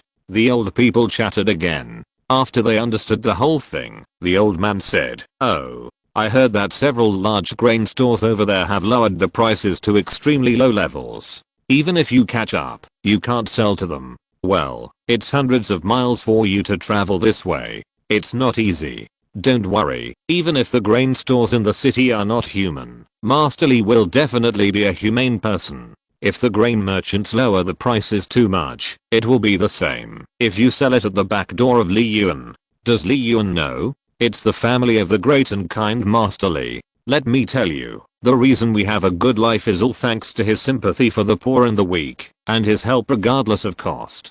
The old men praised Li Ju, half to praise him, and half to show off their own good lives. They earned enough envy from the poor people of Yu County, so they pointed out the location of the grain store in the city, and told them the location of Li Yuan. The eldest uncle thanked him profusely, and wrote down how to get to the grain shop and Li Yuan. Then hesitantly asked, "How much does each person have to pay to enter the city? We are not a caravan, are we? I heard that caravans pay more." "Oh, you also collect city gate taxes? Kingshan City doesn't collect this. Our government is rich just by collecting taxes from merchants. And there is also the grain in the public fields, which is like an endless stream. How can it still be interested in these small amounts of money? How much money can you have? How much can you skim off?" What Master Li said is really right. Skimming fat from a mosquito's belly, it's so immoral that it's smoking. The people of Yu County entered the city with a bad taste amid the sympathy of the crowd, leaving only the idle people outside the city still discussing this group of poor people. And by the way, they were happy that they were lucky enough to have met good officials and a good place. Chapter 209 Going to Jinling 2. After the people from Yu County arrived in Kingshan City, people from other places also came to Kingshan City one after another. They all caught up with the grain merchants to collect grain. After exchanging money, they did not dare to delay for a moment. They hurriedly bought some Kingshan goods and rushed back to their homes, fearing that they would be seen as late and cause unexpected disasters. Kingshan City stored a lot of grain and sold a lot of goods. The economic life became more active with the coming and going. Wu Shusheng still maintained the habit of taking notes. He and Yu Yaoniang both felt the prosperity caused by the circulation of money and silver, but they could not figure out the reason. The two had to write down their questions for future consultation with Li Ju. On the other hand, Li Ju and others were not very peaceful on the road. This year is a good year, and there are fewer people who become bandits, because they can't survive. Looking at such a team from a distance, they are determined not to have any crooked ideas. What Li Ju felt was not peaceful was certainly not robbers and thieves, but the bitterness of people's livelihood. In the prosperous Jiangnan, in prosperous years, the villages visible near the official roads are actually poor. I wonder what the situation is like in the poorer places, the years of poor harvests, and the invisible remote places. Huang Zhi and others also have a new understanding of Li Ju's kindness. On this way, they can't reach the post station, so they can only stay at the people's homes. In order to live comfortably, they will choose to stay at the homes of local rich people. The distance between Qingshan City and Jinling City is not far or near. People who have lived in this area for generations have some kinship, so staying overnight is very easy to discuss. Huang Zhi is a Jiren, and he is also famous for his literary talent. No one responds to his invitations. Some hospitable hosts even want to keep them for a few more days. There are also more hospitable local rich people and now Vorish. Seeing that Li Ju is a handsome man, but has no female relatives, they want to give him maids and concubines to get closer to him. The first time he encountered such a thing, Li Ju's face turned black, but he didn't get angry because of Huang Zhi and others' face. He would never stay in a rich family, and he only ate with Huang Zhi and others for the sake of brotherhood. After this time, he would not go even for dinner. Li Ju would only ask for lodging from those shabby families who knew a little Mandarin. In a village, he would give priority to the poorest family. Yu Yaoniang and the mute wanted to follow him, but Li Ju refused. Yu Yaoniang was left by Li Ju in front of Zhu because of the difference between men and women, but the mute had no reason to leave. Even if Li Ju drove him away, he would still stand at the door. Other things would be fine, but it would be too easy to scare the host family, so Li Ju stayed. When Li Ju stayed in the host family, he would tidy up the house for the host family. Generally, these dilapidated houses with no food to eat were only left with the elderly and women and children. In places with female relatives, it was inconvenient for Li Ju to stay, so only the elderly were left. If you ask where the strong men in the family have gone, they will either die or go to other places to make a living, leaving the elderly at home to guard the broken house and thin fields. Most people would be afraid of strong men like Li Ju and the mute, and it would be difficult to ask for accommodation. However, Li Ju deliberately chose the extremely poor families, and they would not be rejected. Because they have nothing at home, and the people are weak and lonely, there is really nothing to gain, so they are not afraid of attracting bad people. Li Ju first puts down the accommodation fee, usually some food and daily necessities. When the food is placed in front of people, the hungry old people are willing to open the door. That can't stop people at all, even if they are afraid of Li Ju and the mute, the two tall men. Of course, Li Ju didn't pick these families randomly, but came with a purpose. After discussing the accommodation, Li Ju would then help repair the house. Most of the poor families in Jiangnan are loess houses, which are made of loess mixed with plants, and compacted earth bricks with wooden pillars and beams in the middle, which are also strong and durable. However, no matter how solid the loess house is, it will collapse in the wind and rain. Li Ju would rebuild the walls for them, reinforce the roof, and also level the ground inside and outside the house. When he worked like this, the host would feel embarrassed to stay alone, so he would come out to talk to them, thank them, and want to give them tea. If the host was willing to talk, Li Ju would ask them questions, such as why there were no strong men in the family, how much grain they harvested in a year, what they lived on, why they were so poor, and the relationships in the village. He was very good at guiding the conversation. The old people would be a little wary at first, but when they knew that Li Ju was a good person, they put down their vigilance. When Li Ju brought up the topic again, their depression and grievances that they had been holding back for a lifetime seemed to have found an outlet. In fact, it is already very difficult to live to old age, and more poor people are not qualified to live to old age. In an era when the average life expectancy is only 30 years old, how many ordinary people can live to have white hair? The old people that Li Ju met had at least some family assets before, and they were all people who had experienced changes in their country and the decline of their families. Two families that Li Ju stayed with were military households that had moved here from the north. They had participated in the peasant uprising at the end of the previous dynasty and became the founding soldiers of the new dynasty and were able to come here with rewards. But over the past few decades, their family businesses had gradually been lost. The reasons for their own and the others' family businesses that they talked about were not beyond the scope of the scope. Some were due to illness in the family, some were due to failure in their studies, some were due to natural disasters and man-made disasters, some were due to the destruction of their fields, some were due to looting, some were due to their own bad management of the family, and spent all their remaining wealth on gambling, and some even became poor because of marrying a wife. There were many small things, a little less here, and a little less there, and gradually there was nothing left, and now they could only live on a few wild vegetables. This was still considered good, and those who were in a worse situation were now reduced to bones.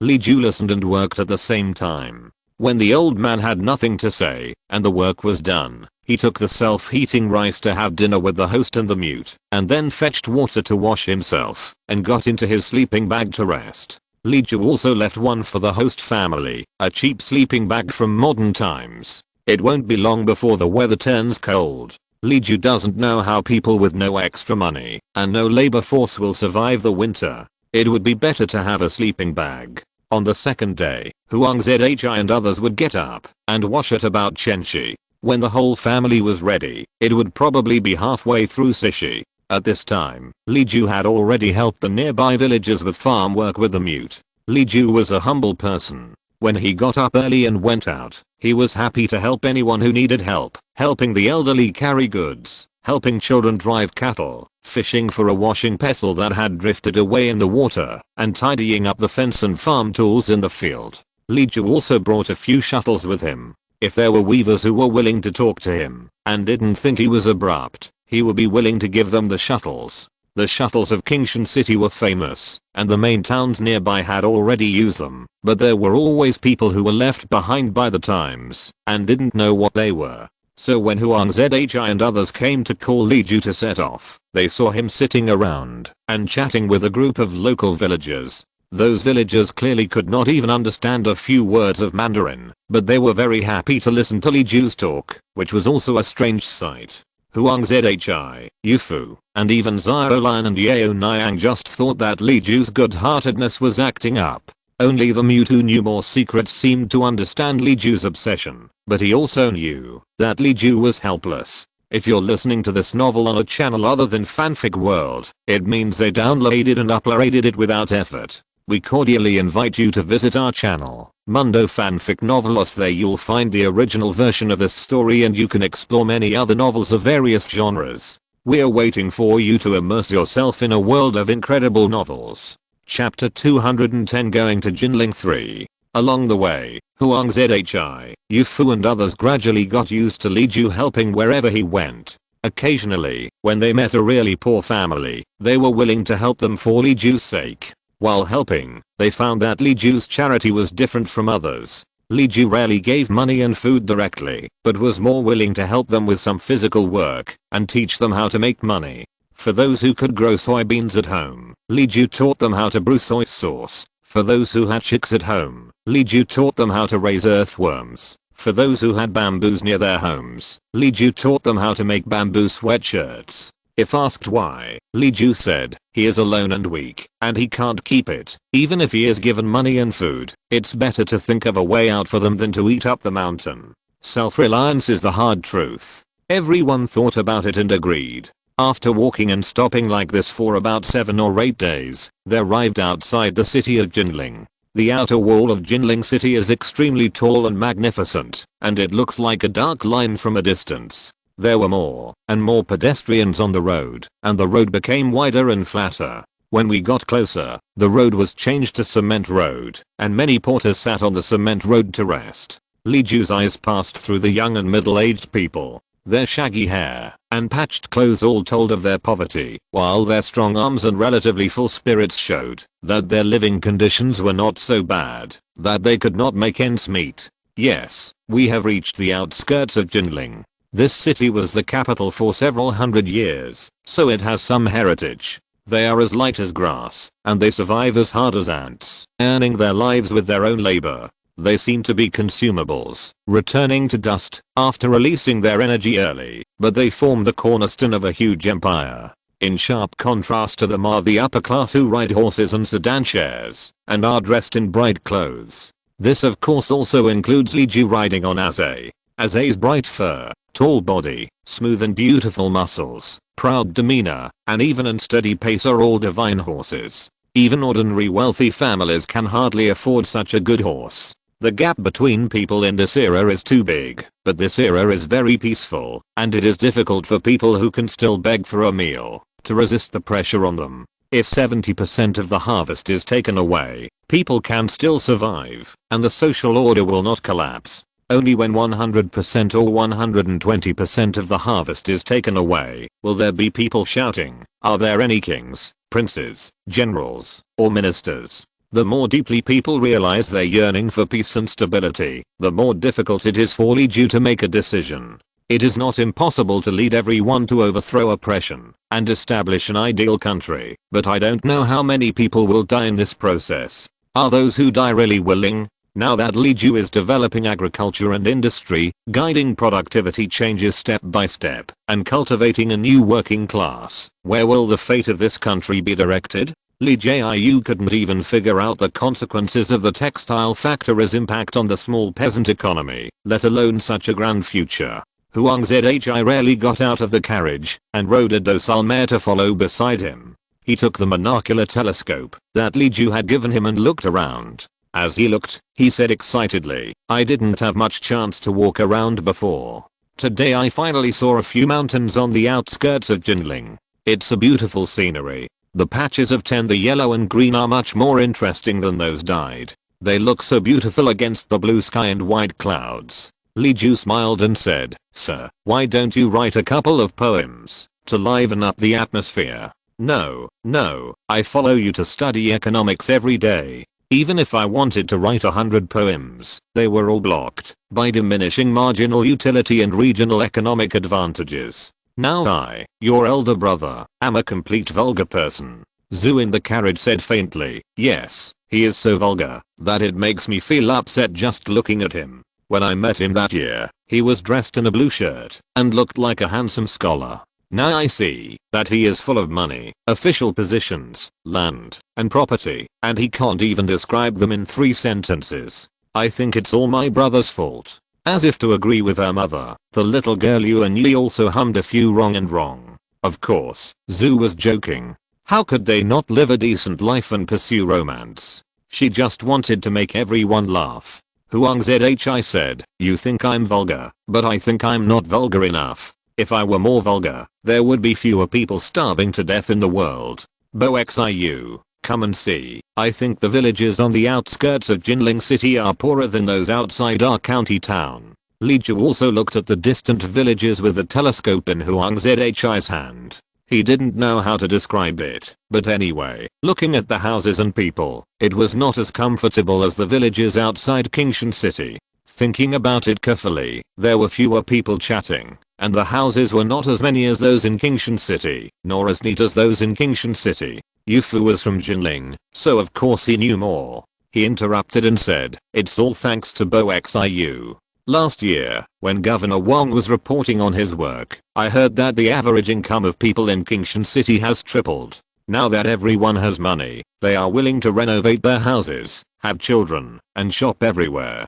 Naturally, it looks more prosperous. The villages in Jinling City are better than yours, but the good ones are limited. You have tripled the income, so doesn't it make the villages in Jinling look poor? In my opinion, my father will definitely ask Bo Xiu how to make the people of Jinling live a prosperous life." Li Ju hurriedly said that he dared not, and that if there was any question, he would answer everything he knew. In this way, they arrived at the last village outside Jinling City. They had been traveling for a long time and were tired. When they arrived in the city, there was a round of welcoming and greeting each other. They didn't know when they could have dinner, so they stopped by the village to rest first, and then found a house to make a fire and cook, to fill their stomachs first. Li Jiayu looked down on the fact that most cooks of this era were stingy in their cooking. Therefore, if they had to cook by themselves during this journey, it was only him and his mother who did it, and the others were only qualified to help.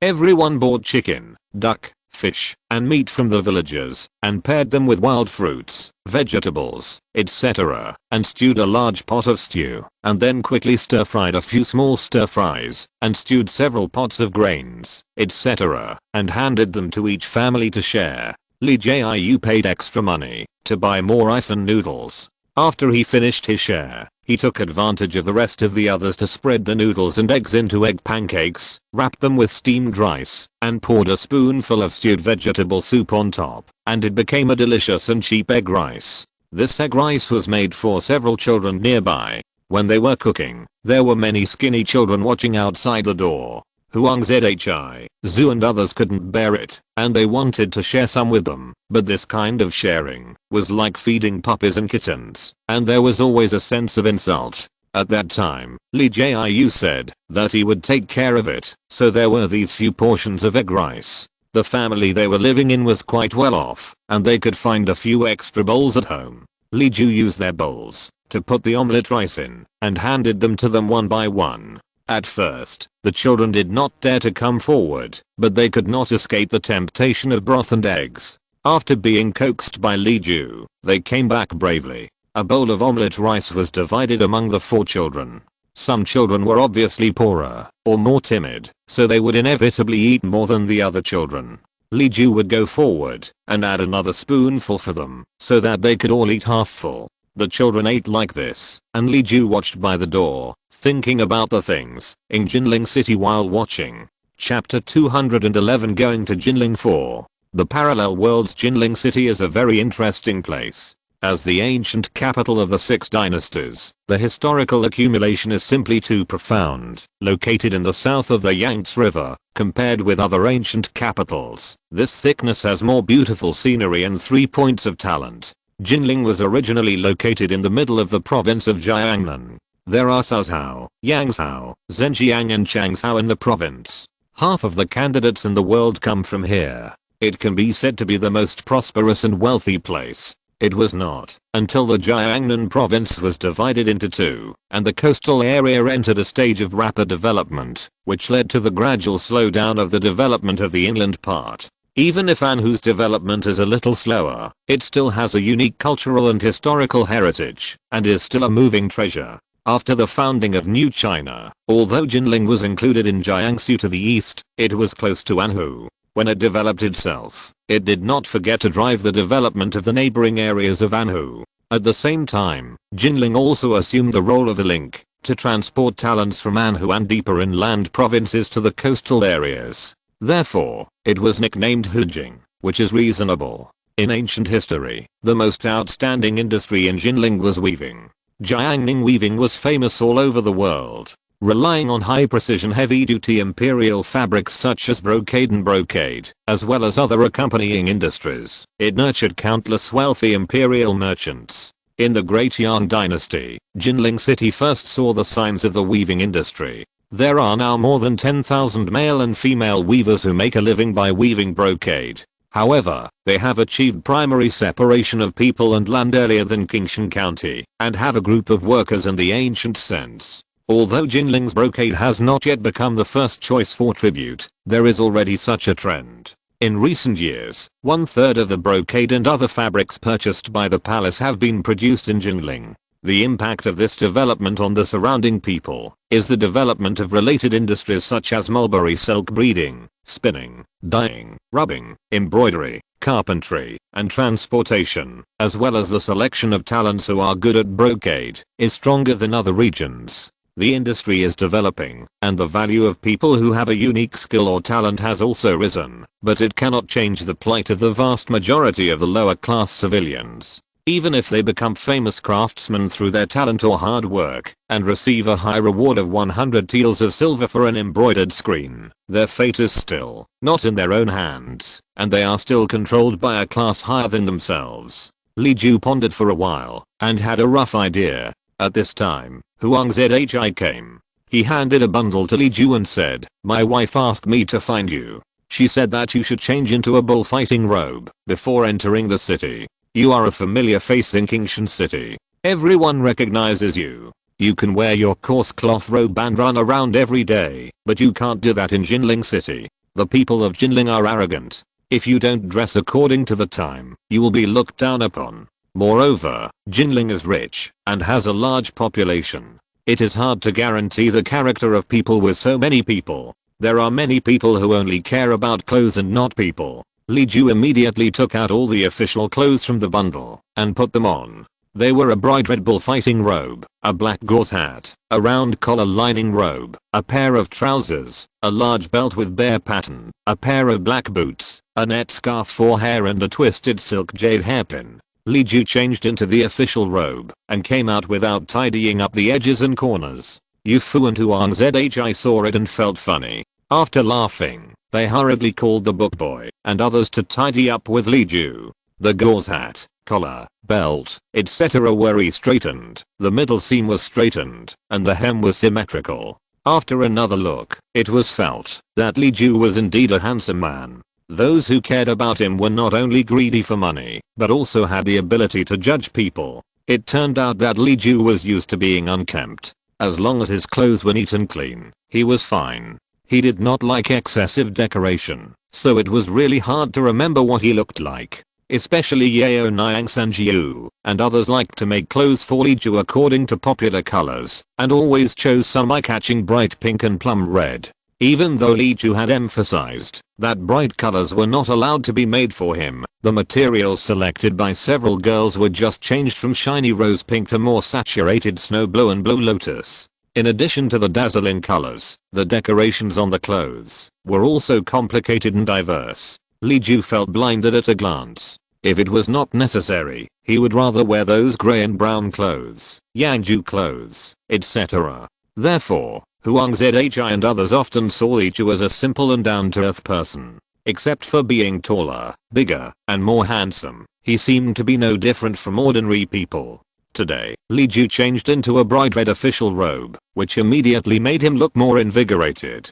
Suddenly, his whole spirit and energy were different. In particular, Li Ju had no habit of growing a beard, and his chin and upper lip were always smooth and clean, which made him look 10 years younger. In the past, Li Ju looked like a warrior, but today he looked like a son of an official family. No wonder they say that clothes make the man. Yu Fu nodded repeatedly and said with a smile, "You are indeed a handsome man.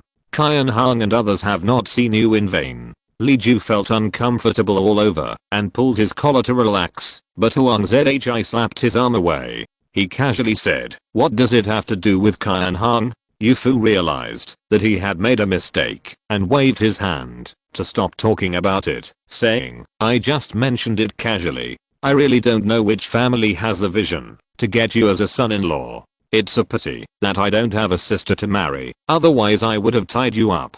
Huang Zhi said, "Don't mention this matter. I'm afraid he will be angry to death if you mention it again. You don't have a sister to marry, but I have a bunch of unmarried cousins. Generally speaking, I can make the decision.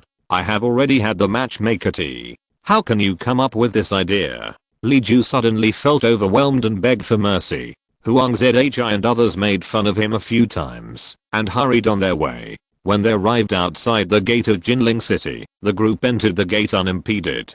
Huang Zhi was wearing the official uniform of a teacher, and he looked like a scholar of high status. Yu Fu had an honorary title, so he wore ordinary clothes according to his rank. Although there were many dignitaries in Jinling City, they were not as numerous as the imperial capital Yandu. The petty officials guarding the city gates and the ordinary children walking on the road were still afraid of such a group of people and did not dare to cause trouble. Jinling City was much more prosperous. The crowd entered from the south gate, where most of the civilians lived. Along the way, they saw the people's livelihood, the endless flow of carriages and horses, and the crowds of people, which was the shape of a first-class metropolis. However, no matter how crowded the crowd was, they would avoid the officials for fear of offending them and being punished, but they would not be blocked on the road. Yu Fu and Huang Zhi returned to the carriage after entering the city, which showed that they were not used to being ostentatious outside.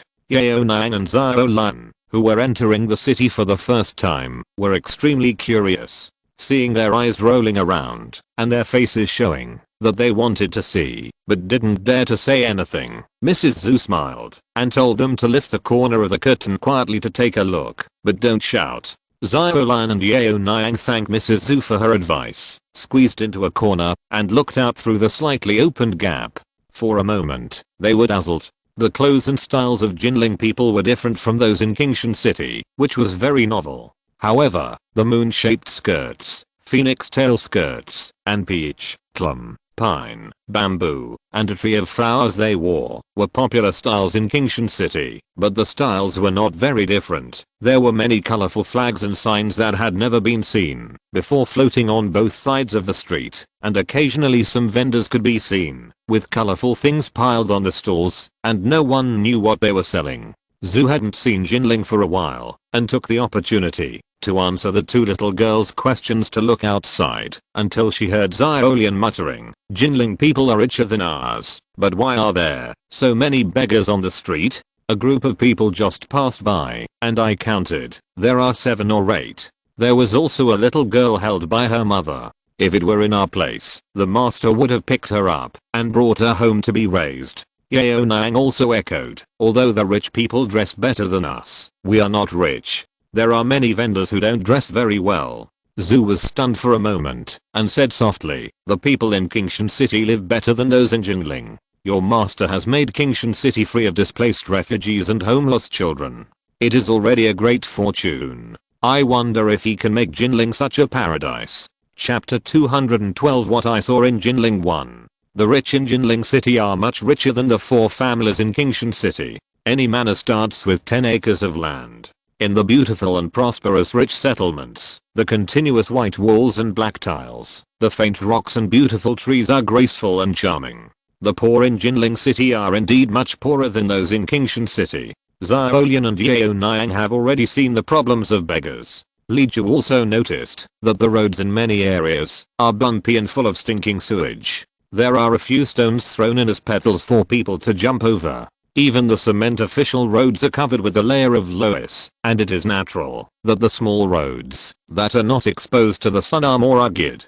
It can be seen that, even if Mr. Yu is here, even if this place was once the capital, its municipal administration and infrastructure are just as bad. Perhaps Li Ju was too obvious. Before getting off the horse and getting on the sedan chair, Huang Zhi said nonchalantly, "Don't despise me. Jinling is like this. Yandu is only worse. There is no good. It is not easy for you to change a city.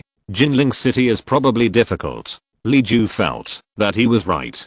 Jinling City, where various forces are intertwined, is much more difficult to clean up than other small counties. They got off the car at the main gate of Yu Mansion, and then Li Ju, Huang Zhi, and Yu Fu were picked up by sedan chairs, while the female family members were carried away by 4 people in a light gauze sedan chair. The sedan chair was unobstructed, and the road conditions on both sides could be seen. The servant who met Li Ju introduced himself as Qiliang. He spoke to Li Ju in Mandarin with a heavy accent. The old master said that he knows your master is tall and strong, and he was afraid that his own sedan chair would not be enough for you, so he sent a sedan chair. It's not for any other reason. On your way, you can also look at the small roads on both sides. Your master is staying in our house for a few days, so it's okay for you to come and go as you please. Yu Fu heard it clearly at the back, turned around and complained to Liu Huang, even if you came, you wouldn't be treated like this. You are still my father's favorite student. Old Huang laughed and said, how do you know I can't come and go as I please? You saw that you restrained me in Beijing. That was because I had to do so when I was studying. When I settled down and went back to my hometown to teach, you allowed me to come and go as I please, but you were not allowed to do whatever you wanted. Brother, you just came home, and you really don't follow the etiquette when you speak and do things. If outsiders hear this, they might think you are trying to alienate me and embarks you. Yu Fu said, where are the outsiders here? I'll listen carefully to their conversation later. How am I inferior to Li Baxiu? Father opened the middle door and indulged Baxiu like this. Even if we came here, we wouldn't have this treatment. Yunnan was strict in managing his family. The children and family members who were studying were not allowed to spy on the outside world unless he took the initiative to order them to go. They could leave from the back house. Huang Zhi lived in Yunan's house to study when he went to Beijing for the exam, and he had a deep understanding of this. This time Yanan asked Li Ju to come for Li Ju's miscellaneous knowledge. Huang Zhi originally thought that Yanan would also ask Li Ju not to spy on the outside world, but Yanan just left a message and asked Li Ju to do as he pleased. This shows that Yanan thinks that he and Li Ju are equals, not an elder teaching a younger person. It's really jealous to think about it. Yu's house is very deep and wide, covering an area of about 40 acres. The aesthetic is a combination of Jiangnan gardens and hermit styles. The landscape of the houses is exquisite and unique. The landscape garden is a pond, waterside pavilion, and late maple pavilion. It changes the scenery and is meticulously carved. It is a typical Jiangnan garden, while the residential area is a typical northern 4-entry mansion design, and even the decorated garden is in the flat northern style. This may be related to Yanan's experience in the imperial capital. Although he still likes the gardens in Jiangnan, his living preference has changed. Walking in through the main gate, passing the screen wall and the hanging flower gate, turning east, passing the corridor, and passing through 2 moon gates, the sedan chairs of the female relatives were carried to the north, while the sedan chairs of Li Ju and the other 3 continued to go east. When they arrived at an empty garden paved with blue stone slabs, a middle-aged Confucian scholar with a fair complexion and beautiful beard came to greet them. Our distinguished guests have finally arrived. Thank you for your hard work on the journey, gentlemen. This Confucian scholar was Yu Fu's younger brother Eugene. The 3 men got off the sedan and recognized each other. Eugene smiled and said, "Father didn't even take a nap today. I heard that you eat 3 meals a day, so I added this meal to welcome the 2 distinguished guests."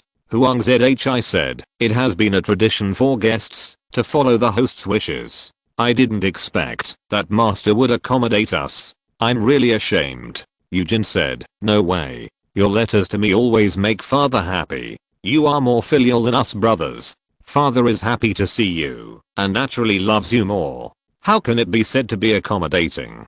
Besides, this is the first time that brother Baksu has come to visit. Father has been looking forward to it for more than a year. He is afraid that he will not entertain you well." Li Ju said, "Thank you for your concern, old sir. I'm a rough man. The simpler the better. It's better to be improvisational." Eugene shook his head. "Everyone understands the truth. Whether you are away from home or at home, who doesn't want to be simple and comfortable? But social etiquette is a lot of red tape."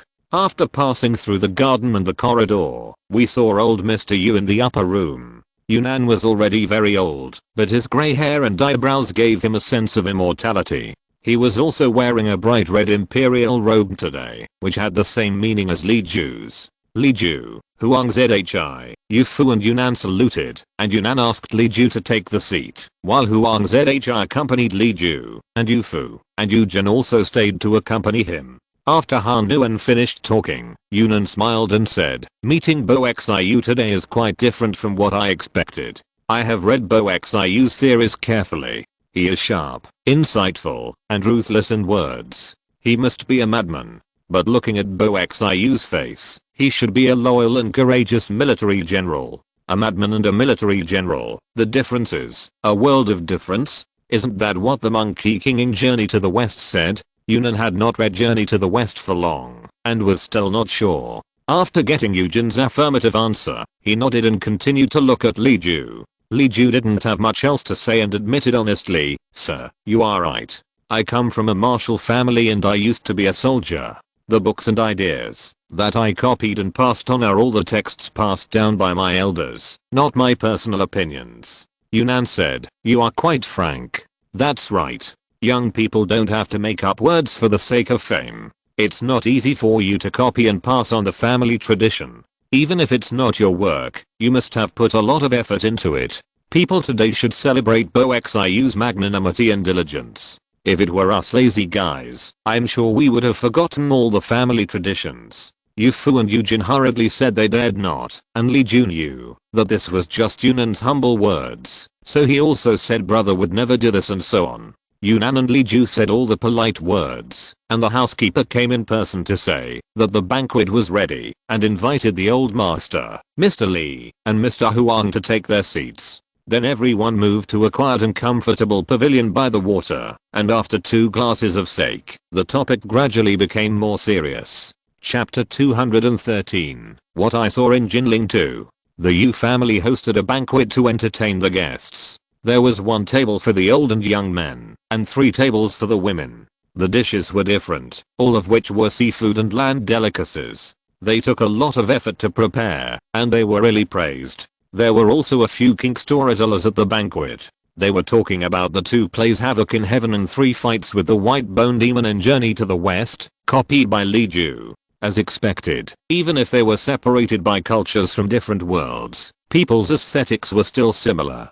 These 2 plays were always popular. At the table for the men were Yunnan and his 2 sons, Huang Zhi and Li Ju, and 3 Yu family boys who were over 10 years old were there to accompany them. Yunnan seemed to know that Li Ju's relationship with Yaoniang and the mute was not a master-servant relationship, especially since Yaoniang was a girl and had the title of Li Ju's sister. Maybe she would have some good fortune in the future, so the Yu family's daughter-in-law pulled Yaoniang to the table together. But Yunnan himself was not happy to have the mute sit at the table, so he ordered a separate table to be set up for the mute to eat and drink alone.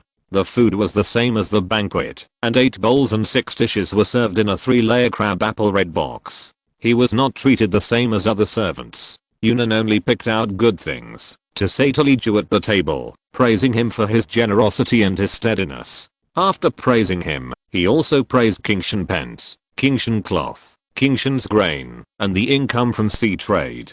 Li Ju was sweating profusely after hearing all these things. The women in the flower hall next door were much more comfortable at the table, without so many formulaic things. The guests were talking and laughing at the table, and the 2 wives of Yu felt that the atmosphere was almost lively, so they asked them to disperse, so that they could talk. Huang Zhi's wife, Zhu, also often attended banquets when she was in Jinling. She had met the 2 Madams Yu several times and they were not strangers. From time to time, they would mention the past, which inevitably reminded everyone of the past, and it was easy to find a topic to talk about. Yaoniang was a little reserved outside, and she couldn't interrupt when Zhu and the others were talking. If she forced a conversation, she might say something wrong and embarrass Li Ju, so she just ate in silence. When the maids and wives picked up some food for her, she would eat a bite of the food. If she was not taken care of properly and no food was picked up, she would just eat the rice and not feel anything. Anyway, the dishes here were not as good as those made by Shibal language. They were elegant, but the dishes were very light, and the fish and meat was slightly fishy, which Yaoniang was a little uncomfortable with. Xiaolian was a different scene. When she heard something she didn't understand, she would quietly pull Zhu to ask what it meant. If there were dishes that she couldn't pick up, she would blush and ask the maids to do it for her. The daughter-in-law poured wine for them. Xiaolian also said, "Please pour 2 more glasses of water. The master doesn't allow us children to drink wine or tea. It's okay to toast and accompany the wine. It's our filial piety, but we are not allowed to really drink."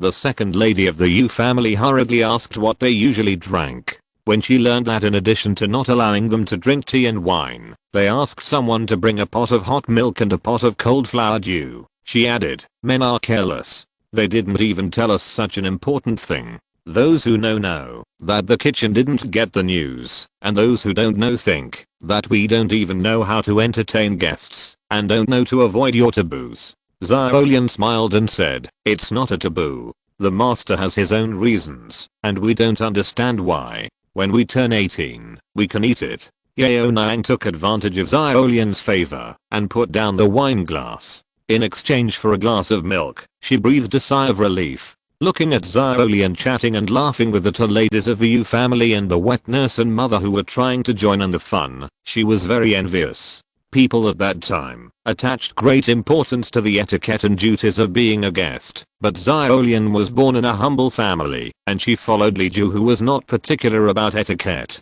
No one in the entire Li garden, from top to bottom, had systematically learned the rules of the wealthy families of that era. However, People who were qualified to criticize their lack of etiquette, such as Yunnan, admired Li Ju very much. At this time, this informality became free and easy in true nature. Yunnan was not picky, and other people in the Yu family would not find fault with the guests. The eldest grandmother of the Yu family was also born in a famous family. At first, she also felt that Li Yuan did not distinguish between superiors and subordinates, and spoke and acted in a rough voice, which was not a good thing. After getting used to it, she felt that this was not bad, and she lived more freely. Even she and her husband changed. When she just came back to the Yu family house, she felt a little restrained when she saw her younger brother and sister-in-law handling everything humbly and steadily. When they had a chance to be alone, the second wife quietly asked the first wife, "Did the eldest sister-in-law really choose Miss Xiaoyan for Bijia? It's not that I think she's bad. I can't tell whether she's good or not, but the girl doesn't look like the eldest sister-in-law, so I can't help but feel a little strange." The first wife picked up the oranges with a silver pole and said, "Apart from her impolite manners, what else is wrong with her?" The second wife thought carefully. Although Xiaolian was young, she was already a beauty. She was no worse than the dragon girl under the seat of Guanyin. She didn't speak very well, but she was innocent and very cute. She was not thoughtful in her actions, but it was very rare for a country girl to visit a family like this for the first time. She was very generous in dealing with the people in her family, not at all vulgar and crude. Moreover, she didn't feel inferior because of her humble background, and she didn't have a personality that was picky, strong-willed, mean, and sarcastic. She also heard that Xiaolian was very good at studying and was not inferior to Bijia. This was the most rare thing. The eldest grandmother heard the younger brother and sister-in-law were speechless for a moment, then smiled and said, "They will be separated sooner or later. Xiaolian is more than qualified to be the head lady of a branch. In the future, it will be good for the sisters-in-law to get along with each other, and it will be good to have such a generous, sensible, and non-violent person. In case of any trouble, she will be able to mediate. Even if Sanlang is really promising in the future, it will only take some time to teach her how to behave. She is already 80% intelligent, so what can't she learn?" The eldest master always said that Sanlang was arrogant and unrestrained because of his talent. It would be good if he could change his mind. It's better than Sanlang getting hurt in the future. The eldest sister-in-law is still thinking far ahead. Judging from her words and deeds today, although they were not quite in line with the rules, they were dignified and generous. She is a rough jade, but I'm afraid that her essence will be delayed if she is polished. Then I would like to congratulate the eldest sister-in-law on getting a good daughter-in-law. The eldest grandmother knocked the silver pole, sighed quietly, and said, "We have just made a decision, but it is useless for us to choose one. We still need the nod of the Li family. This guy's really difficult to deal with. He can't find a wife himself, and he doesn't let his daughter get engaged first. If you want to say a word, he will start a quarrel with you." The second grandmother was interested and asked for details. The eldest grandmother said that Li Ju said he must find a soulmate before getting married. People are not animals. Their only responsibility is to reproduce offspring. Aren't they breeding cattle? Don't mention taking a concubine. If she doesn't like me, and I force her to take me in, wouldn't I be worse than a beast? If she likes me, but I don't like her, wouldn't I be worse than a beast? She told her all the things one by one, and finally laughed. Master Li is really mischievous. He even scolded our master in one sentence. But I don't know why. I felt very happy listening to it. The Yu family has strict family education, and their children are not allowed to be lustful and infatuated with women. But the Yu family also has many concubines, as well as singing and dancing girls to entertain people. Although Yunnan warned his children not to forget their studies because of women, if they study hard and do their best, he would be happy to see them take concubines after a clear path. Several sons of the Yu family have concubines, but the difference is a number. Even the most conservative second master, Eugene, has several women in the house. The second wife was silent for a moment and said, "I'm afraid they despise the girls in their small places because they are ugly and there are no stunning girls." Chapter 214 Debate. Married women always have a sour taste in their mouths when they mention Li Ju. They say that it is really inappropriate for Li Ju to say such things before he gets married, but deep down everyone envies Li Ju's future wife. He is handsome, rich, famous, has a good personality, and doesn't take concubines. Any two of these qualities are the best choice, and he has them all. Upon hearing her sister-in-law's speculation, Grandma Yu said, "Not really. There are so many beautiful women around him. Those enchanting characters in our mansion, Qian Hong, Yin Hong, Hong, and Zin Hong, all performed with him. I watched a few plays, and she looked 10 times more beautiful after dressing up." Qian Hong had feelings for Mr. Li, but Mr. Li had no interest in her. That's fine. There was another woman, Xiaolian's mother, who was 10 times more beautiful than Qian Hong in disguise. You and I can't pick out a similar one among 100 people we have met in the capital. But Mr. Li was still unmoved. It shows that he either loves beauty or talent. Second grandma's heart suddenly moved, and she heard her sister-in-law say, "What I mean is that our fourth young lady is old enough to think about these things." Second grandma replied, "I just thought of this. Since he is so good, for the fourth young lady's future, of course I'm willing. But since he said he wants a soulmate, what should I do? The fourth young lady never goes out of the house. How can she become a soulmate with a man from outside?" The eldest grandmother said, "I thought of this first. I thought that, since the old man also wanted to invite Mr. Li to chat about books, and my master also lived in the small county town for 2 years for Mr. Li's writings, I think the books in Mr. Li's house are very good. I have collected these books, and asked the young lady to take a look at them in her spare time. In today's world, how many people can keep up with Mr. Li's conversation? As long as the young lady can occasionally keep up with him, it will be better than everyone else. Are you afraid that Mr. Li will be unhappy?" If Li Ju heard this, he would be happy, but not for the wife who fell from the sky, but for another person who could not go to school to go to school. Reading is the most important thing to enlighten people. Even if you only read to the level of elementary school students, it is not bad.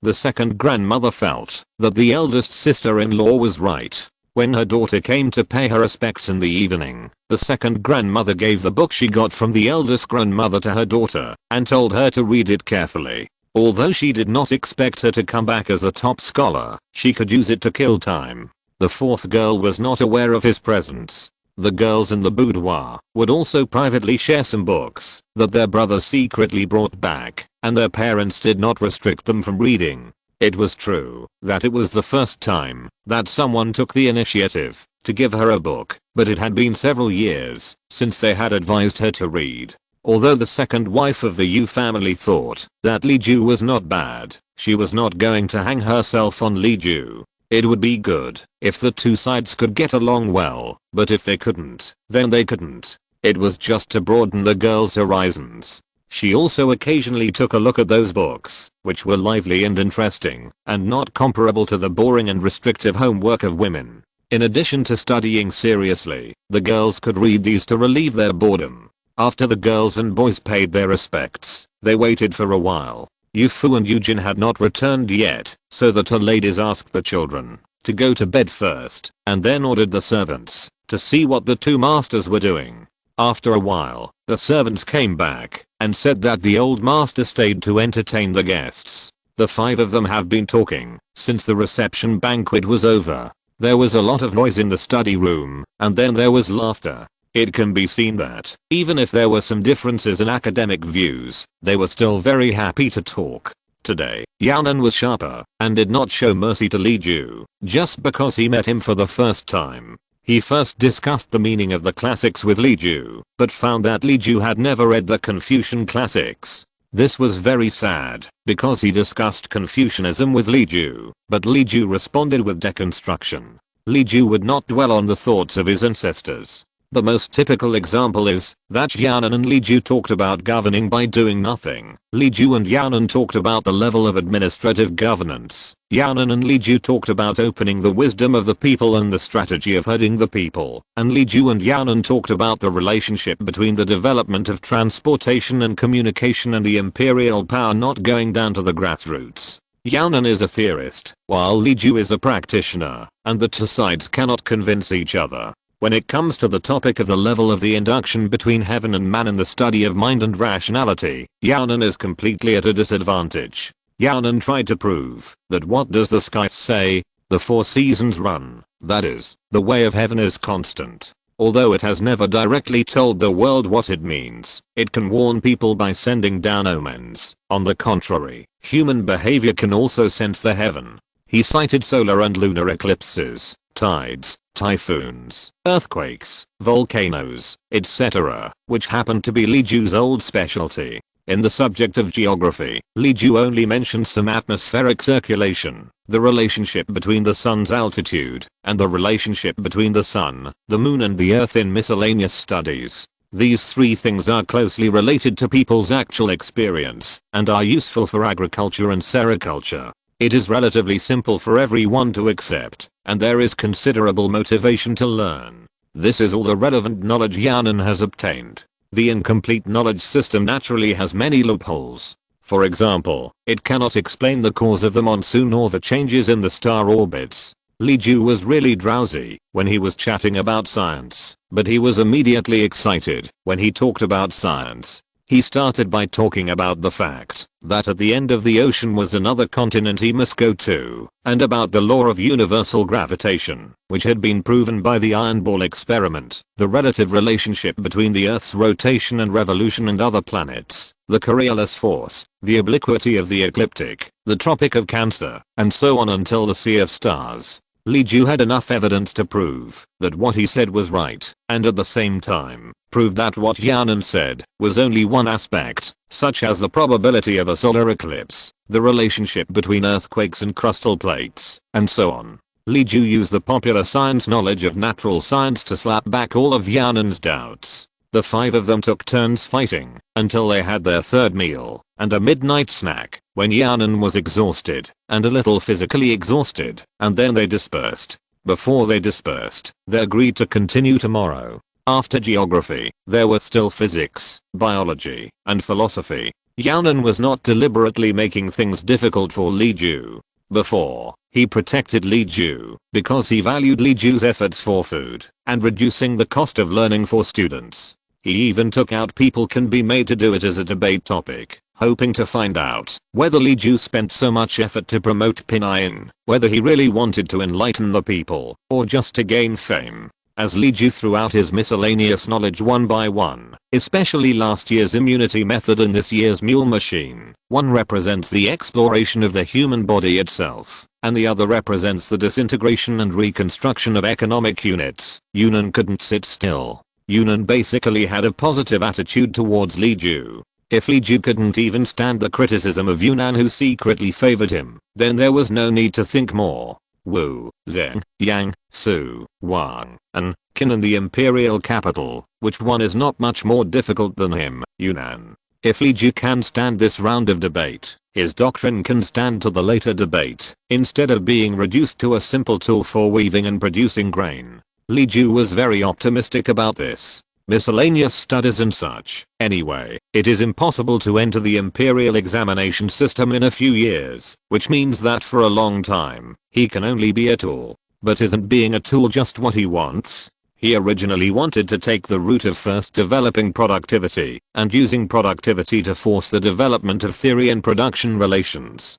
Don't fight for a victory in a day or a moment, take a step-by-step approach. And when society enters a primary industrial class, many things will not be decided by the so-called academic cliques. Chapter 215, Jinling News 3. Li Ju debated with Yaoniang for 4 days at Yu's house. It was really a debate that was so intense that it covered everything. In general, Yaoniang accepted Li Ju's 3 basic sciences of physics, geography and biology, as well as the professional disciplines derived from them, such as agronomy, medicine, climate, and environment. He partially agreed with the ideas related to politics and economics, but he did not give in to the scope of philosophy and psychology. So Yaoniang is really an old fox. He accurately grasped the question of who will be in charge of the final development of science. The problem is that Li Ju is not as good as old Yu in this regard, not to mention Zheng Shidao, the king of Neo-Confucianism in the world, and Qin Zuzi, the ancestor of psychology. The mountains of literature and the sea of learning of each of them can drown 100 Li Jus who are not much different from illiterates. But then again, Li Ju is less than 30 years old, while Zheng Shidao and Qin Zushi are both in their 70s. Although they have many disciples and descendants, no one can inherit their careers. This year's Li Ju certainly cannot be compared with the two great scholars, but after the two great scholars pass away, who knows what will happen next. It is enough that Yaonan and Li Ju have argued to this extent today. Yaonan accepted 3 basic sciences, and Li Ju said that he had no ambition for political discourse power. The two people, or even the two families, have established a deeper and closer connection. Yaonan said that he would provide a certain degree of protection, and pointed out some directions for Li Ju to deal with things, and make friends in the future. Li Ju said that he would not be too radical, and he would slowly pass on some good things about Li Yuan to the world. Apart from the serious business, the next topic can be a little lighter, such as talking about factories, Jinling, people's livelihood, and day and society scripts. Yaonan was most satisfied with the movement caused by Li Ju, and the Pinayan was the second, followed by food, and the third was day in society. When the Day in Society charity performance last year, the entire Huayin and Roads were confused, and Yaonan was one of them. When Qian Hong and others were with him, they were just averagely outstanding. But when they came to Li Ju, they were dressed up and made up, and their momentum in singing, reciting, acting, and acting was lifted. Suddenly, their whole temperament was different, and they could be considered top actresses. In addition to studying, Yunnan was also interested in this, otherwise he would not have been able to afford such a good and complete troupe to give to Li Ju. The boss behind the Dayan Club that he had been thinking about was right in front of him, so of course he couldn't help but ask more questions. Li Ju had no choice but to order people to go to Li Garden, to invite the group of people who dominated the music, lyrics, singing, and movements and postures of the entire Qingshan opera at that time, and asked them to come and tell the Yu family troupe in detail what the situation was, how the lyrics were matched with a set of songs, and how the movements and postures were determined, just as if they were on business trips. Yunnan then let him go with satisfaction. How can you, a little kid, know the subtleties of opera? You can only learn from your parents like a parrot, which is a waste of talent. If those scripts were in my hands, they should have been performed in a refined hall long ago, instead of being sung on the street. Li Ju casually said, there is more than one way to sing the same opera. When Bacha Shang Ma Zhengquan Li Shang and Xinjiaxuan's Ping Sheng Se Beni Jiangnan are both from the same set of lyrics in King Ping Lei, but can the two be sung in the same tune? The tunes of these two King Ping Lei are the same, but of course they cannot be in the same tune. The emotions are too different, and the rhythm and techniques of singing are also different. Yunnan suddenly realized that there are Qingshan opera and various kinds of miscellaneous operas evolved from Qingshan opera, so why can't there be a graceful and elegant Yangqian Begsu opera? Painting has the Yuan-Ti school, so can't there be Yufu tunes for singing opera? After figuring this out, the next thing will be simple. When Li Yuan's team comes, he will use Li Yuan's ideas and his own team to organize it. Maybe he can create the romantic drama in his mind. In addition to accompanying the discussion of the drama that old Master Yu prefers, Li Ju spent the rest of his time doing field research. If the field research is done well, it can produce a result of the level of XXXX investigation report. Of course, Li Ju does not dare to expect that he can make such a powerful report, but if he just wants to see the crux of Jinling's problems and prepare for the impact of Li Yuan's expansion into the city in the future, he can do it, as long as he is patient and conducts in-depth field visits. Li Ju is confident of this. Every day before dawn, Li Ju goes out for exercise and buys a snack for breakfast in Jinling City and the surrounding suburbs. By the way, he takes a careful walk and visits every household like visiting relatives. The current Jinling city, excluding the water area, is about 250,000 mu in size, which is about 170 square kilometers in modern terms. Sweeping one area after another, excluding the official homes and farmland areas that Li Ju couldn't enter now, including the wealthy people who could knock on the door of Li Ju and several important villages around. It would take about half a month to visit all of them. Li Ju calculated the time and focused on weavers and farmers. He would visit the wealthy people's homes when he had time and asked Jianan and his son to sort out the situation of the official families. Thanks to Jinling's status and historical evolution, there are many wealthy families here. Most of the wealthy merchants in the world who travel north, south, east and west have to pass through here. In addition, the development of the weaving industry. They provide more jobs that require manpower. Therefore, as long as the people nearby can endure the hardship and have enough strength, they can always have more food, which is better than those who can only dig for food in 1 acre and 3 mu of land in other places. However, this also brings some problems. The proportion of Jinling farmers planting grain is much smaller than that of other places. Mulberry silkworms, cotton, dyes and other cash crops have greatly squeezed the space and resources for grain cultivation. Jinling's grain is heavily dependent on trade. When the government fails to control it, grain prices fluctuate greatly. Other nearby counties supply grain and manpower to Jinling, and initially realize the division of labor and coordination within a region, which is a typical manifestation of Jinling's urbanization. In Li Ju's view, Jinling's mulberry silk industry still has considerable room for development. At least he can move a system of mulberry-based fish ponds and rice-based fish ponds here. There is already a mulberry rice-based fish pond linkage model here, but it is very rough and far from achieving the maximum utilization efficiency of resources. With this system, he can make Yunnan happy for half a year, give some political achievements to local agricultural officials, improve the living conditions of some farmers, and slightly expand the influence of Li Garden.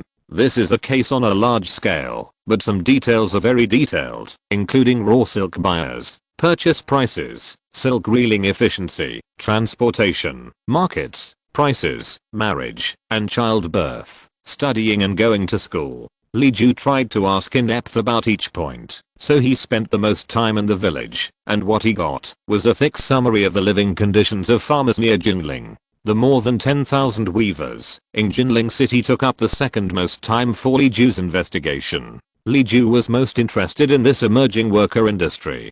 Chapter 216, Jinling News 4. More than 10,000 weavers in Jinling city mainly serve several large families whose main industries are weaving, dyeing and embroidery. Most of these families are related to each other, and once the more outstanding technology is invented, it will soon spread to other families with the in-laws. This is beneficial. The spread of advanced technology must be beneficial to its development, but their connection undoubtedly makes the weavers only accept the employment of a unified alliance and lose the right to bargain.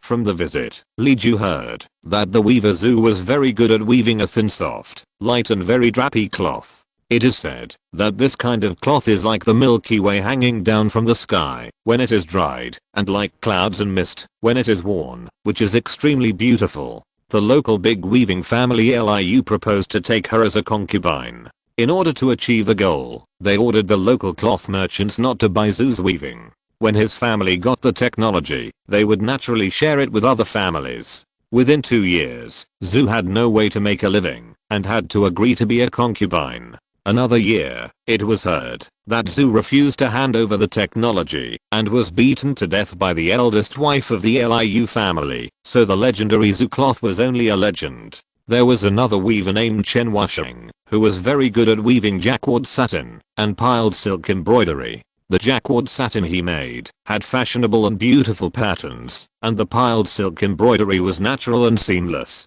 The local weaver family Yang family could not buy his craftsmanship, so they married a girl from their family to him and sold his craftsmanship. The next year, Wusheng satin was sold everywhere in the market. Chen Wusheng lost his unique skills, and soon his family fell into poverty. His wife also divorced him and returned to the Yang family. However, it is said that after returning to the Yang family, the girl was forced to commit suicide by the Yang family members on the grounds of infidelity. All these things are not uncommon. The first is that the weavers are weak and powerless, and even if they form an alliance, they are still like ants. The local tycoons are like giant trees, and the collusion between officials and businessmen is so deep. The weak ones are connected with county officials, county governors, legal advisors, and Ganko. The worst ones are connected with governors and censors. They protect each other, and even the local tyrants can do nothing, let alone the weavers. The second is that the weavers do not know reason and righteousness, and do not know where they can fight, nor do they know the root of their oppression. Some think that a certain family is ruthless, so they target other families. They do not know that the exploiters in the world are one family. Even if they are affectionate, it is just false. In essence, they are also seeking profit. There are always good people, but they show kindness to the public in order to buy reputation beyond exploitation. Third, the officials do not care about the people, and they are profit seeking. They also belong to the exploiting class, causing the people to suffer double exploitation. Li Ju did not write about this incident from the perspective of the weavers. Would people be willing to give up the benefits they have obtained? The big landlords and the budding bourgeoisie are profit seeking. Trying to persuade them not to pursue profit is like courting disaster. Countermeasure 1. Enlighten the people and reduce the cost of learning. Everyone can learn. Only when everyone can learn can they think about themselves and seek change. Countermeasure 2. Those really ugly people who treat human life as worthless and have committed many crimes. When I come, I will kill them all.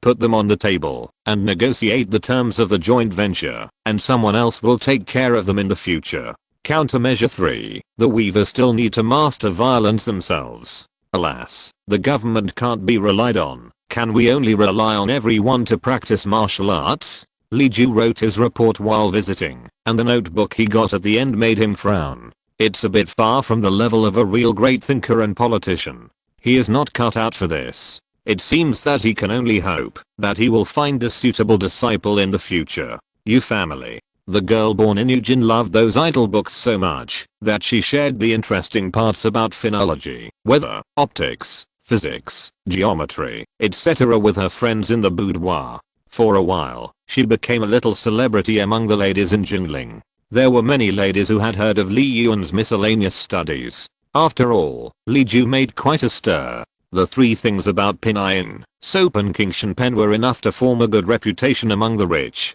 His miscellaneous studies naturally entered their field of vision. There were two distinct factions among scholars and wealthy people in terms of the miscellaneous studies of Li Ju. One faction liked Li Ju's miscellaneous studies and thought that his theories were useful. This faction was the first to order cement, mule machines, etc., and they would grab the market as soon as the mule machines were installed. The other faction hated it and thought that Li Ju was using perverse theories to confuse people, shake the foundation of the country, and corrupt the atmosphere. There were also fence sitters who leaned to both sides. They really couldn't see anything, so they had to follow the crowd. The ladies that the fourth girl befriended were also divided into two groups under the influence of her family. The fourth girl shared what she had read. If she liked the books, she said that they were indeed different, and she also wanted to borrow the books to read.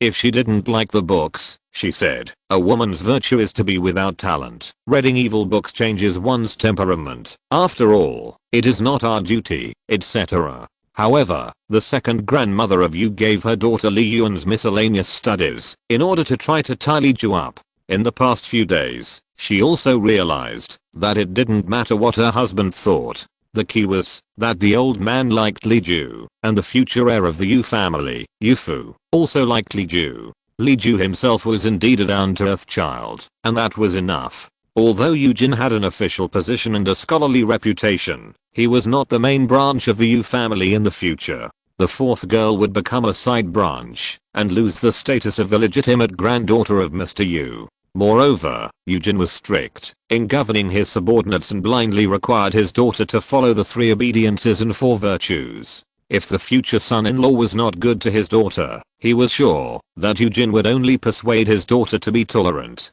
Therefore, this son-in-law must have excellent character and a harmonious family, otherwise how would her daughter live in the future? From this point of view, although Li Ju only has an honorary title, he is a person favored by His Majesty the Emperor after all, and he has a rich family background, a very good character, and he does not like women but respects women. He is indeed a good candidate. It doesn't matter if the family background is a little poor, and there are advantages for women to marry down. The husband's family will remember the kindness of his wife marrying down, and the couple will get along more harmoniously in the future. However, Li Ju spent all day investigating the people of Jinling, and his time was just off from paying respects to the fourth girl Yu, asking about the province, going out to make friends, etc. It was impossible for Li Ju to go to the back house at ordinary times. If he didn't let the fourth girl meet and chat when she went out of the back house, how could he be sure that the fourth girl was his soulmate? The second wife of the Yu family was relieved to let the fourth girl get up earlier in the morning to pay respects, or maybe she could meet Li Ju who was going out. However, after asking, it turned out that Li Ju got up and went out before dawn every day. At that time, not to mention the fourth girl, even she herself didn't get up.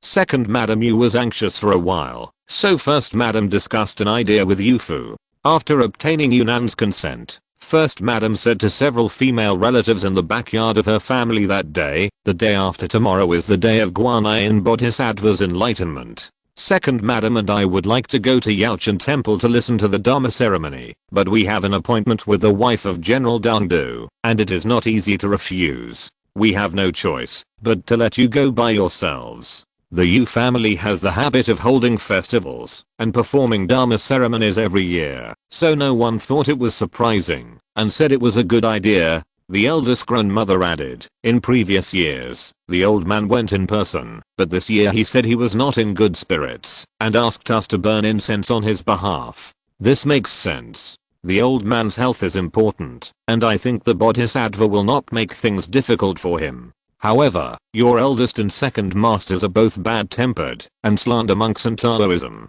Second grandmother and I don't think it's good to let the two masters see you off. It happened that the eldest and second masters are not at home. The eldest grandmother looked a little hesitant, and everyone was afraid that the rare opportunity to go out would be wasted, so they hurriedly said that there was no need for the men to lead the way and just call more boys. Second grandmother said that the world is not good now, and it's not good to be without a backbone, otherwise it's better not to go. She made everyone panic and winked at the eldest grandmother. The eldest grandmother smiled and said, "It's okay. I remembered someone. It's Li Baxiu, the old friend of the eldest master.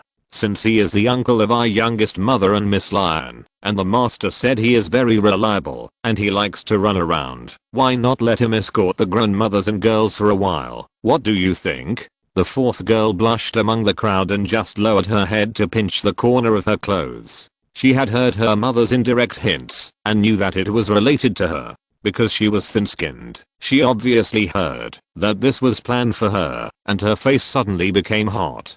The second grandmother found it funny and deliberately teased her daughter, pretending to be hesitant so that the eldest grandmother could persuade her to agree. After a round of exchanges, the fourth girl was in a state of confusion.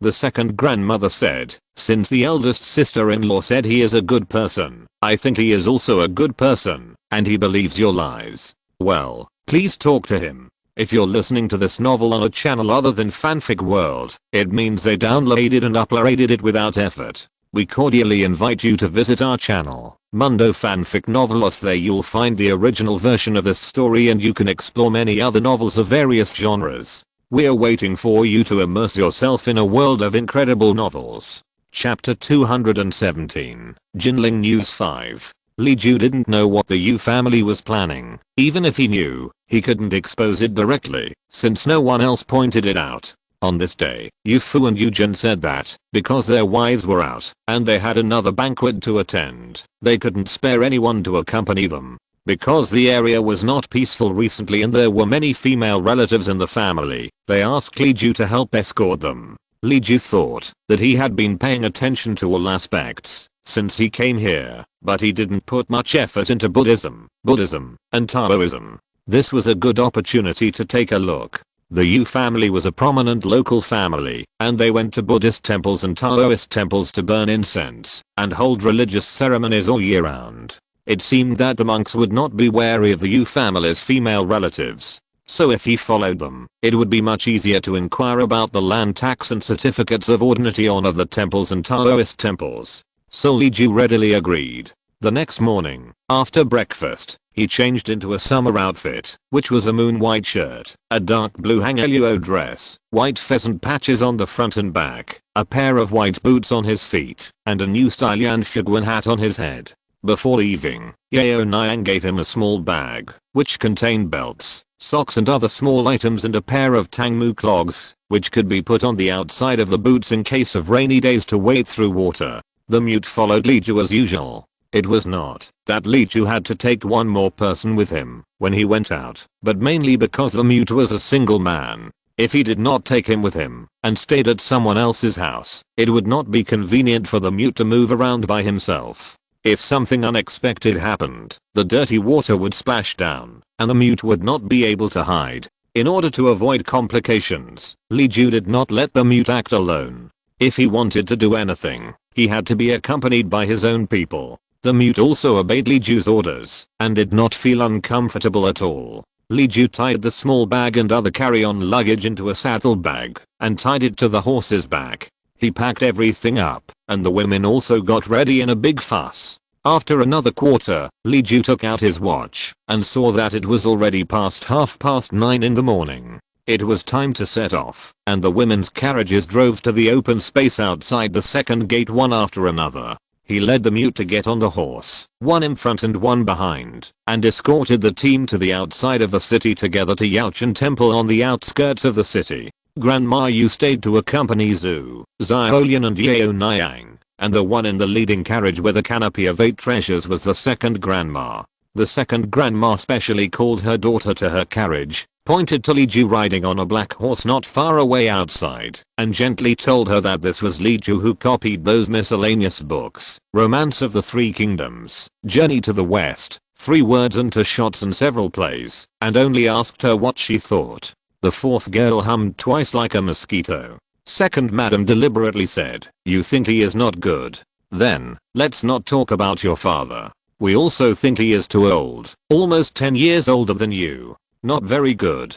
Fourth miss was anxious and hurriedly grabbed her mother's hand and whispered, "Mr. Lee is very good."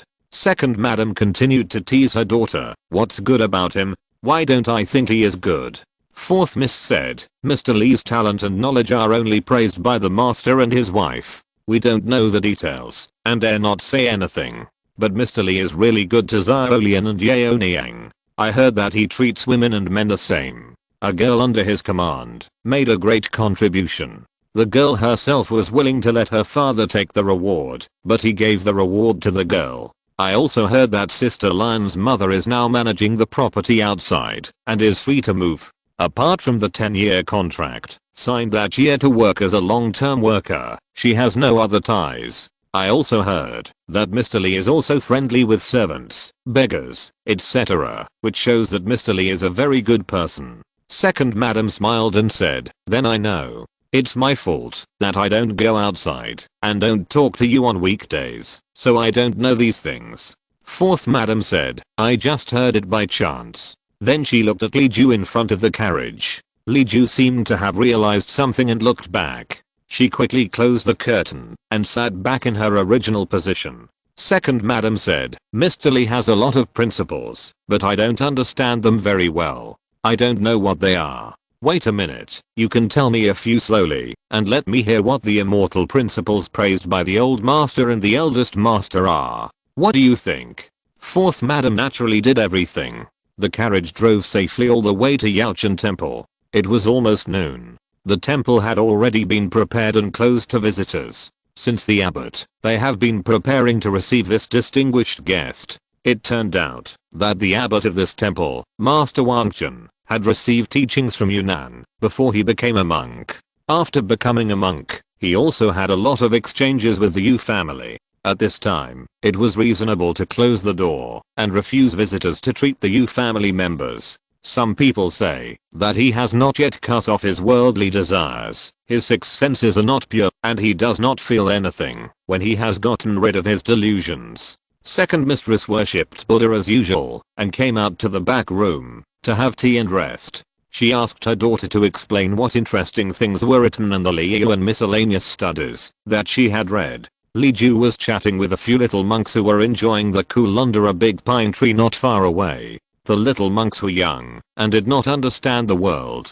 Li Ju had a righteous face and wore yanfu, which was a part of the official uniform system. The little monks were afraid of him at first. Li Ju shared vegetarian snacks such as dried tofu and preserved fruits with them in a friendly manner and seemed harmless. The little monks took his snacks and thought he was amiable. It was they who had misunderstood him as someone who was difficult to get along with, so their attitude softened unconsciously. After Li Ju talked to them, they opened up.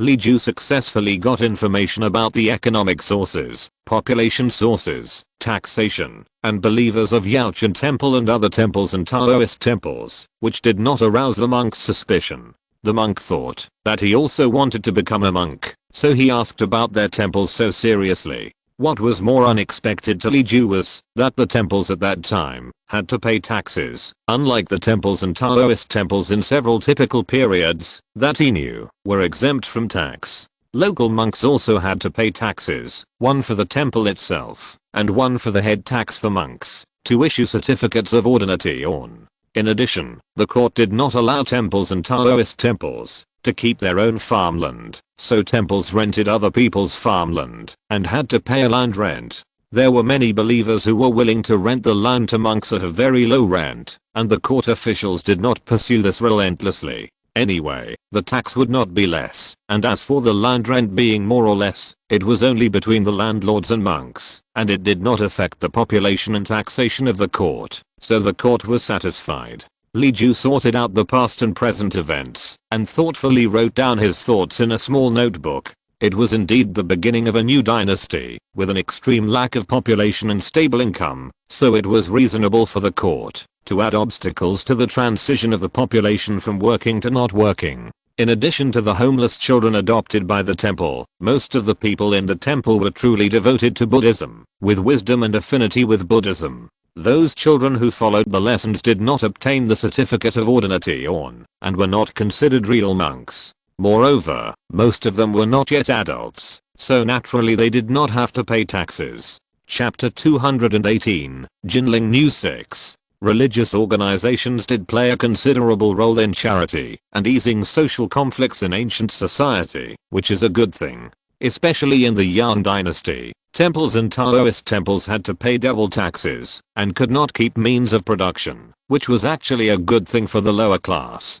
Li Ju recorded these and distributed a box of chestnut osmanthus cake to the children who only looked like little monks, but were not actually monks. At this time, a man suddenly came over and stopped and squatted 3 steps away from Li Ju. It was the abbot of the temple, Master Yu Yaoniang. Master Yu Yaoniang looked at the children very kindly, and the children also greeted him politely. The master and the children chatted for a few words. The bell in the temple rang, and it was time for the children to go to class. They lined up at the call of a big child, holding each other's clothes, and walked to the backyard. Li Ju nodded politely to the Zen master. Master Yu Yaoniang was nearly 40 years old, and looked very handsome. The monk's robe he wore was also made of very beautiful light blue dark patterned gauze, which made him look a bit unworldly, and people felt good at first sight. The Zen master bowed to Li Ju. Mr. Li, I have long heard of your great name. Li Ju frowned. Zen master, you are joking. How can a mortal like me have such a great name?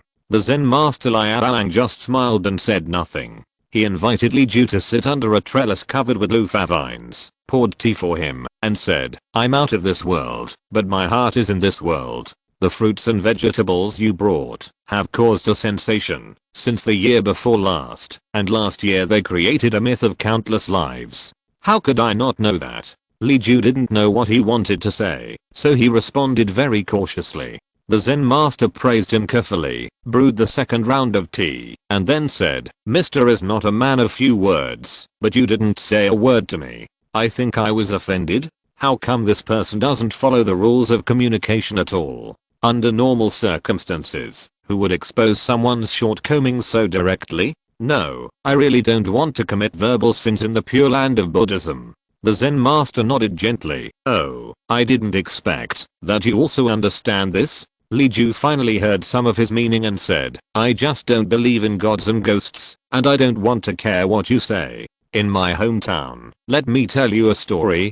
The Zen master's tone was finally no longer so sarcastic. Please, sir. Li Ju said, this story is very simple. It tells about an old woman who was walking on the road holding a Buddha statue. Someone asked her how much did she buy the statue? The old woman said, how can you say you bought it? It's disrespectful to the bodhisattva. You should say you invited it. The passerby said, okay, it was invited, then how much did you get the statue? The old woman said, such a broken tree root, it cost me 8 cents. The Zen master smiled. People are really like this. Although this story is simple, it hits the human nature. Li Ju said, that's right, it's human nature. This human nature is to believe when it's useful, and not believe when it's not. After all, the myths we've heard since childhood are all about floods, and people controlling the floods, the sky leaking, and people patching it up. It's not about praying to gods or Buddhas. So, no matter how much I believe in my world, I won't interfere with other people's worlds, and I don't have to interfere with other people's ideas. Everyone is much smarter than you and me. The Zen master laughed twice and poured Li Ju another cup of tea. You live a thorough life first, but I'm the one who is obsessed with appearances. Master, the abbot should have been attached to this. Master must have been thinking, after all, I, Li Ju, am promoting Pinayin and teaching people to read and write. I do not believe in Buddhism or Taoism, so naturally I do not want the educated people to believe in Buddhism or Taoism. The books I teach also describe the principles of nature very thoroughly. It will be even more difficult for them to believe in Buddhism after learning my doctrine. First, I do not want people in the world to believe in Buddhism. Second, I can indeed persuade people not to believe in Buddhism. Master, of course, is very afraid. However, you should not doubt it now, right? Life in this world is so difficult. Having something to rely on can make people less miserable. I think this is very good. The Zen master replied, since you told me the story, I have understood it. I should apologize to you for my previous doubts. I hope you will accept it. Okay. The abbot has taken in so many children, which shows that he is a good person. Good people have privileges in my place, and everything they do is right. In order to prove that he was not talking nonsense, Li Ju added, but I have devoted myself to studying for many years, and I have learned materialism, and have never been exposed to theology. The Zen master is very profound in Buddhism. Today, I'm lucky to have the blessing of Mr. Yu's family, to meet the Zen master. I wonder if the Zen master is willing to give me some advice. I dare not give you any advice, but Mr. Li is interested, so I will do my best and hope to bring you some answers. Then the two of them discussed Buddhism in detail. Second, Madame Yu herself had studied Buddhism a little, and Master Yu Yaoniang explained it very simply, so second Madame Yu was unconsciously fascinated. The fourth girl felt bored as she sat there. She was lively by nature, and had no interest in Buddhism. She felt sleepy after sitting for a while. Seeing that the timing was not right, the second wife of the Yu family obviously had no chance to talk to the fourth girl. Because she felt sorry for her daughter, she asked her daughter to go back to the wing room first, and it would be the same to talk to her later, when they had their vegetarian meal. The fourth girl then bowed, waved her folding fan, and walked towards the wing room with her maid. Yaochen Temple occupies an entire hilltop, with countless Zen houses, waterfalls and mountain springs, and carefully designed Buddhist landscapes. The scenery is very beautiful. The climate on the mountain is more refreshing than that on the mountainside, and the late summer heat and humidity have been dispelled by 70% or 80%.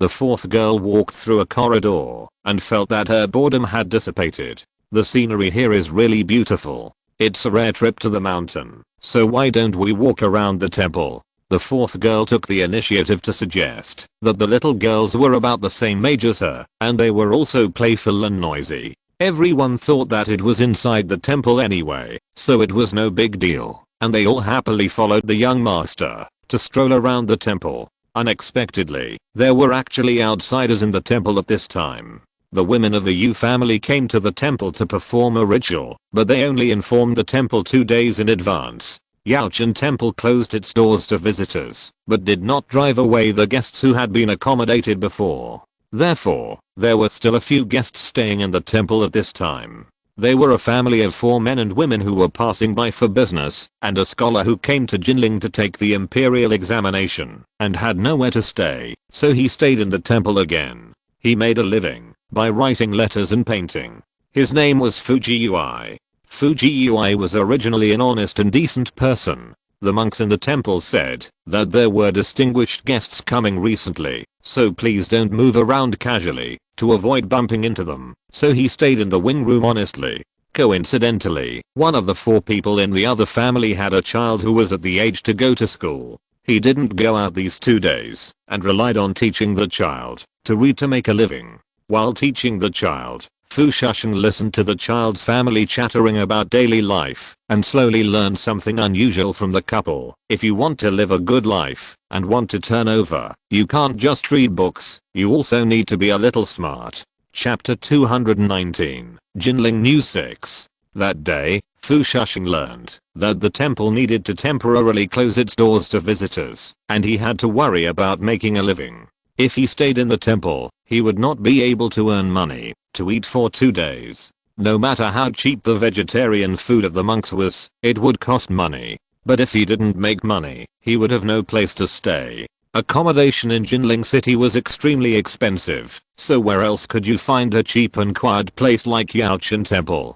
So Fu Shushan couldn't help but sigh. That day, he happened to meet a merchant family who was staying with him in the vegetarian dining hall. The two chatted for a while. When the merchant learned about this, he asked him to help his children with a handful of scriptures and was willing to pay for his meals for the next few days. Fu Shushan was overjoyed, and he stayed at home for the next 2 days to hang out with the children of his new employer. The 2 families became so familiar with each other that the merchant stayed in the temple for a few more days because he sprained his foot. Every day, the merchant and his entourage took care of things outside, such as seeing a doctor, buying food and water, while his wife did some sewing in the inner room, or did some accounting, and watched his son study. In order to avoid suspicion, Fu Shushan only went to see his son's homework when the merchant was in the room. The merchant liked that he was a sensible person and a scholar, and he did not think that the merchant was humble and lowly, and was willing to teach his children carefully.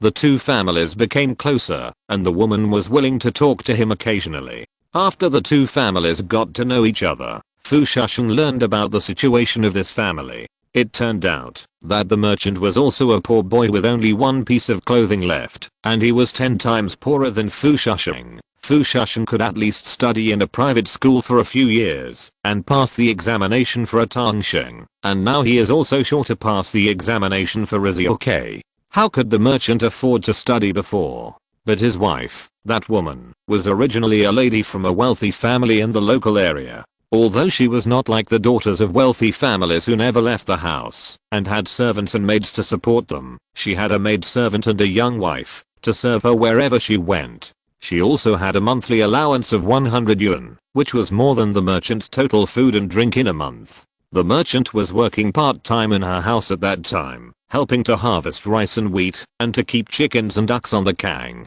The young lady also often followed her parents to do some work, and the 2 of them became familiar with each other. The merchant had the intention to flirt with her, but the young lady was innocent by nature, and they became good friends after a few visits. The merchant had a good appearance, a good physique, and was gentle and considerate, so he coaxed the young lady into a vow of love. Later, the affair was exposed in front of everyone, and the young lady's parents wanted to attack the merchant and sell their daughter far away. But the daughter was determined to be with the merchant, so her parents had no choice but to marry her to the merchant. The merchant was very smart and hardworking. After getting the young lady's dowry, he managed it carefully. The young lady was also a hard-working girl. Although she was not as comfortable as she was at home in the first 2 years after her marriage, she had no complaints. She served her parents-in-law, raised her sister-in-law, and managed the family business. She was able to take care of everything, and anyone who saw her praised her virtue. The 2 had been married for only 3 to 5 years, and the family business was thriving. The merchant did not waste his wife because of his prosperity. The couple was as loving as before, and he was not an ungrateful person. The Yu family waited for 7 or 8 years and saw that the couple's life was getting better and better. They slowly came back and were willing to recognize the merchant as their son-in-law. Every year, if there was any news or any movement, they would tell their son-in-law. With the help of the Yu brothers, the merchant was willing to advance and retreat with his family. In the past 2 years, it was very safe to do business in Kingshan County. The merchant saw that Kingshan County had things suitable for both men and women, and his son was growing up, so he did not dare to leave him in his hometown to be spoiled by his grandparents. So he simply took his family and started to run on the business road. Now that his family business has grown, he wants to change his family background and give his son a new way out to take the imperial examination. Fu Shushan understood the whole story and fell into deep thought. The merchants also saw that he was interested and advised him, "You need to act when it is time. If such a good girl falls into the hands of others, I don't know what will happen. It would be better for us to receive the favor of her family and treat her well." Fu Shushan agreed with this, but where could he find such a good in-law family? They have to look up to him, and he has to meet someone he likes. It's not just any yellow-haired girl. Coincidentally, at this time they heard that the women of the Yu family in Jinling had arrived. No wonder Yaochen Temple closed its doors to visitors, but why was it necessary to be so strict when receiving a wealthy family? Of course, it was because the other party had women, so they needed to be careful and consider carefully, right? Fu Shushan wanted to find an opportunity to secretly look at the young ladies of Yu Yaoniang's family. Every time he arrived at the door of the Zen room, he hesitated when he saw the grass, trees, mountains, and rocks outside. He was so energetic, then weak and exhausted. By the afternoon of this day, he was already discouraged. Unexpectedly, at this moment, the fourth girl came to the side of the wing room after a roundabout way. Seeing a beautiful tree of hibiscus, red and white, it was so lively, she chanted, "Ice and jade are naturally bright and smooth. Desolate and desperate to be a guest of the west wind. Refusing to marry the east wind. Diligent in the frost and dew. Washing and dressing in the green window late. Smiling and holding the glass cup. The setting sun is on the dressing table. The wine is red and sleepy." Fu Shushan heard a crisp voice of a girl's low voice. He raised his head and sighed. He vaguely saw the figure of a girl with a double ring falling moon bun and a hibiscus and autumn chrysanthemum velvet flower in her hair.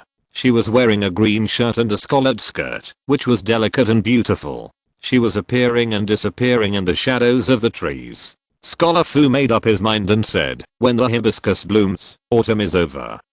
Autumn ends after the hibiscus blooms, so there is still one last season to shine. Why do you need to lament for the hibiscus which is at its most beautiful?" The fourth lady glared and covered her face with her folding fan. Her maid scolded her, "Who are you? Why are you hiding here and scaring people?" Scholar Fu replied, "I'm from Jiahu, and I'm going to Nanjing to take the exam. I'm staying here. Since I have rented this house, why should I hide? I'm just worried that you ladies will mistakenly enter the guest room if you go forward, so I have to remind you." The fourth lady felt ashamed when she heard this, and her gratitude turned into a blush on her cheeks. She finally said a light rebuke, "Wang Xiang, don't be rude to scholars." When Li Ju and Master Liao talked about dinner, they went to the dining hall with Madame Yu and others. The fourth lady had already become very familiar with Scholar Fu. At this time, the restrictions on women were not as abnormal and strict as they were later. Under the eyes of the public, it was not rude to talk about poetry and books instead of personal affairs. And if you meet a knowledgeable person, you can introduce him to your family. So the fourth girl came to the dining hall, and the Scholar Fu followed her to the dining hall. Fu Shushan was also tall and handsome. Because he was born with fair skin and a little feminine, he was more popular with girls than Li Ju, who had thick eyebrows and big eyes. Moreover, Fu Shushan could chat with the fourth girl about poetry and prose, but Li Ju talked about Buddhist principles and secular economy with Master Luoyang for an afternoon. Even if the fourth girl managed the household on weekdays, she was just helping her mother. She spent most of her time in love and romance. How could she be interested in these things? Not to mention that Li Ju talked about more boring production relations such as land transactions, taxes, and rents. The fourth girl then began to like Fu Shushan more, and her curiosity about Li Ju was mostly gone. Chapter 220, Fu Shushan. Fu Shushan was a scholar, wearing a Zuzi deep gown and a school cap.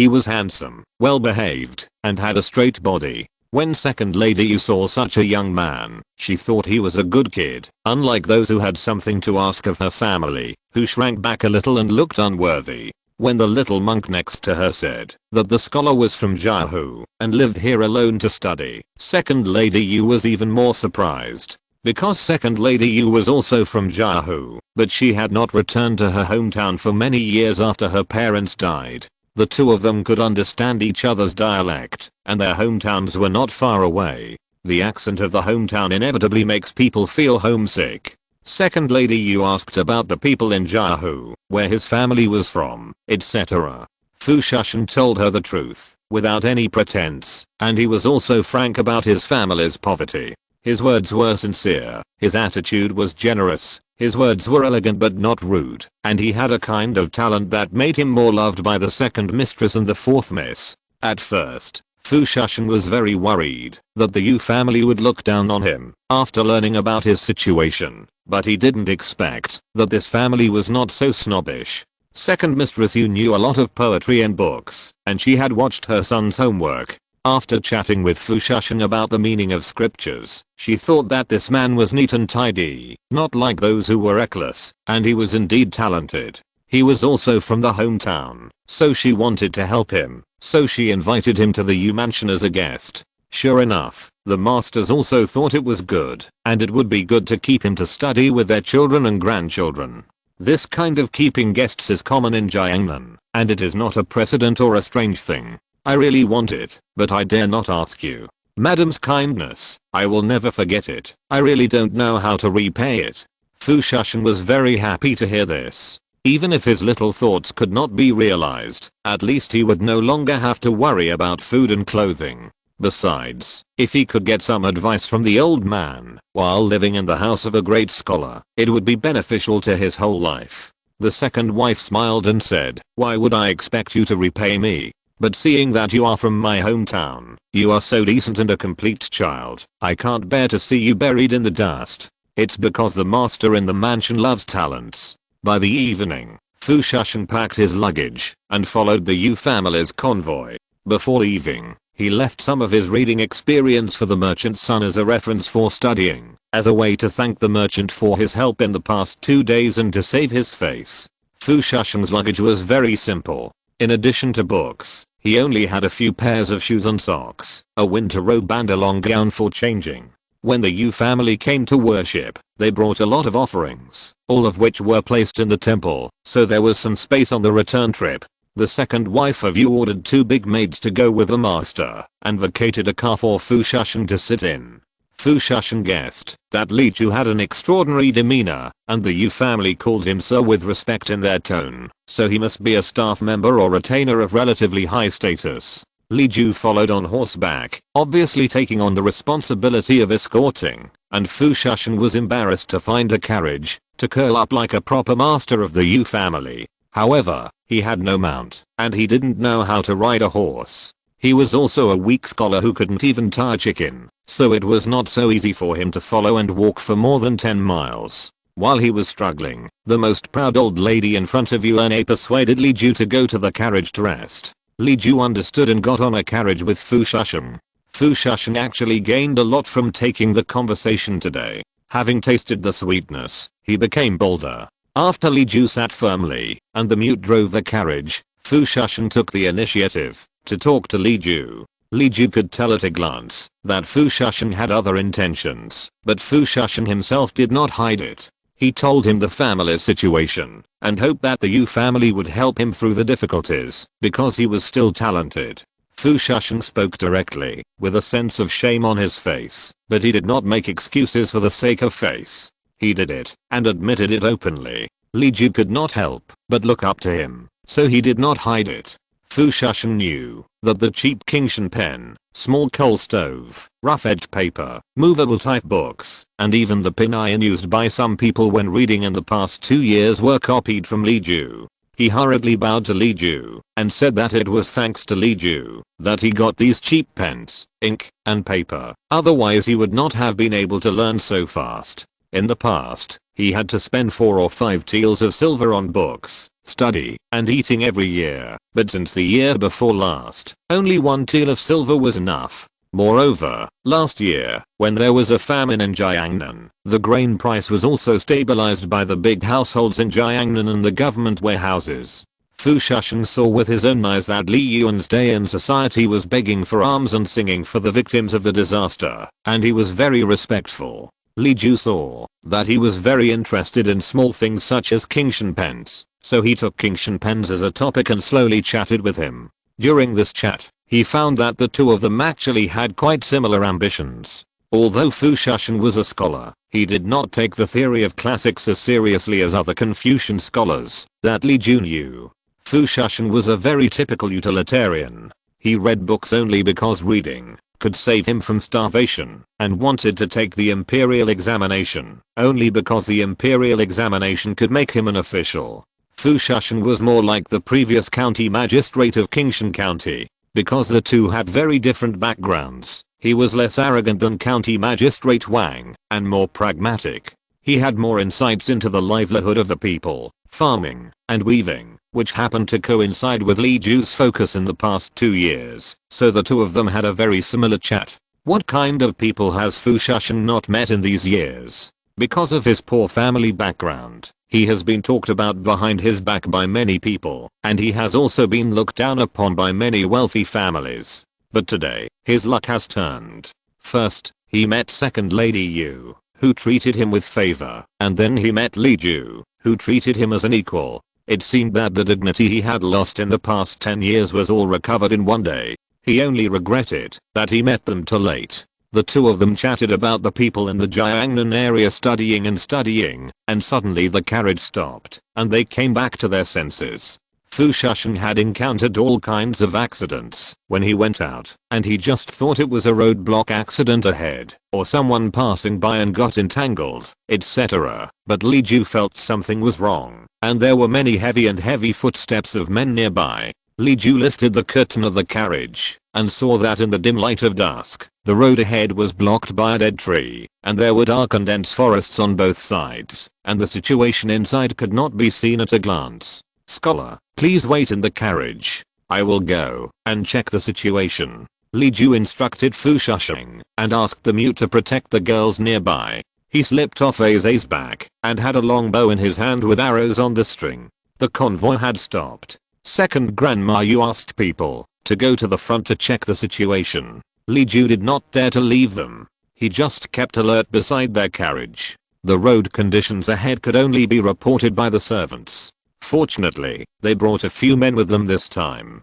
The road ahead was blocked by huge dead trees and rocks. Several men were looking for sticks and supporting stones to try to move the obstacles. Second Grandma Yu always felt a little flustered. She held up the curtain of the carriage. Seeing Li Ju standing beside the carriage with a serious face, she felt even more flustered. Even her eyelids kept twitching. She asked hurriedly, "Sir, what's going on?" Chapter 221. Another group fight. The road was blocked by humans, and there were dense forests on both sides. Faint footsteps could be heard that did not belong to the team. Li Ju's face was very solemn. "I'm afraid we have encountered robbers." Second sister-in-law, "Be careful and don't get out of the car." Second Madam Yu's face was pale, and the fourth girl screamed "Ah!" and threw herself into her mother's arms. Li Ju said, "Don't worry too much. This is the suburb of Jinling. There are many dignitaries. The government will definitely take good care of it.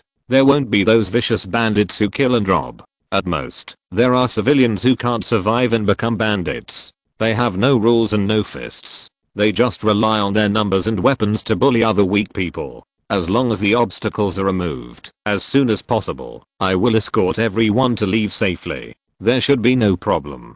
If it really doesn't work, there are electric buttons in the warehouse." Since the last time Li Yuan was robbed, Li Ju thought of this and pretended to go back to Aze and fumble around for a while. In fact, he took something out of the warehouse and took out a few civilian electric buttons. He handed one to each of Yu Yaoniang, the fourth girl, and several other female relatives, and taught them how to use it. He reminded them to keep it well and not to use it on their own people, for fear of hurting lives, etc. While they were learning to use the electric buttons, Li Ju divided the female relatives into several groups of 3 or 4 people. In each group, one person held an electric baton and 2 people were on guard. Electric batons are of course dangerous, but if a thief approaches, the harm caused is definitely much greater than the risk of electric batons. Choose the lesser of 2 evils, and stop one if you can. This caravan looks easy to bully. There are only 4 or 5 strong men, and they all went to the front to move the roadblocks. The only one who is more eye-catching is the mute who drives the carriage. Such a big guy's not to be feared. As Li Ju judged, the caravan that looks like a rich lady's travel was targeted by the robbers. But the robbers did not expect that the caravan was far from as simple as it looked. A tall man with a saber jumped off the inconspicuous carriage, and the man also took a strong bow that looked very difficult to mess with from the horse's back. The arrow cluster on the bowstring was dark, and it was impossible to tell what material it was made of. It just made people feel palpitations for no reason. Back off, watching the fat sheep run away, and I don't know when the next scam will be. And if the news leaks out, it will be difficult for their brothers to do the next scam. Should they charge directly? They didn't know how strong the 2 strong men were, so they would need several people to hold them back. While they were in a dilemma, the servants in front had already rolled away a large stone, and then rolled away the large dead tree. If they hesitated any longer and waited for the road ahead to be cleared, they would run away or run into other people, and all their efforts would be in vain. The thief leader saw that the maids and women were all wearing gold and silver, and they must have more money on their masters. It was really hard to give up this piece of fat meat. He gritted his teeth and said, "Let's shoot arrows to disrupt them first. Old Mu can shoot arrows. Let him shoot that man. We will take advantage of the chaos to capture a few hostages and let them pay money, and then we will leave." The women of these wealthy families are the most hypocritical. In front of so many people, they will definitely not dare to disregard human lives. How about this? After we finish this job, we will go home and lie down for a year. The thieves responded in a low voice, "Done. Done." The thief leader then pulled up a piece of red cloth and waved it, greeting his accomplices in the opposite woods. The thieves on both sides suddenly shot arrows together. After shooting a round of arrow feathers, they raised their knives and killed them regardless of the situation in front. This round of arrow feathers was very surprising. Ancient bows and arrows were not so easy to keep. Most hunters could have 2 bows and a few arrows. Ordinary people did not have the money to buy these. Bows need to be maintained. Arrows need to be repaired frequently, especially arrowheads and arrow feathers. One requires fine iron, and the other can only take specific bird feathers and they deteriorate quickly. How can ordinary people afford bows and arrows when they can't even afford to eat? Not to mention that archery is a technical job that requires practice.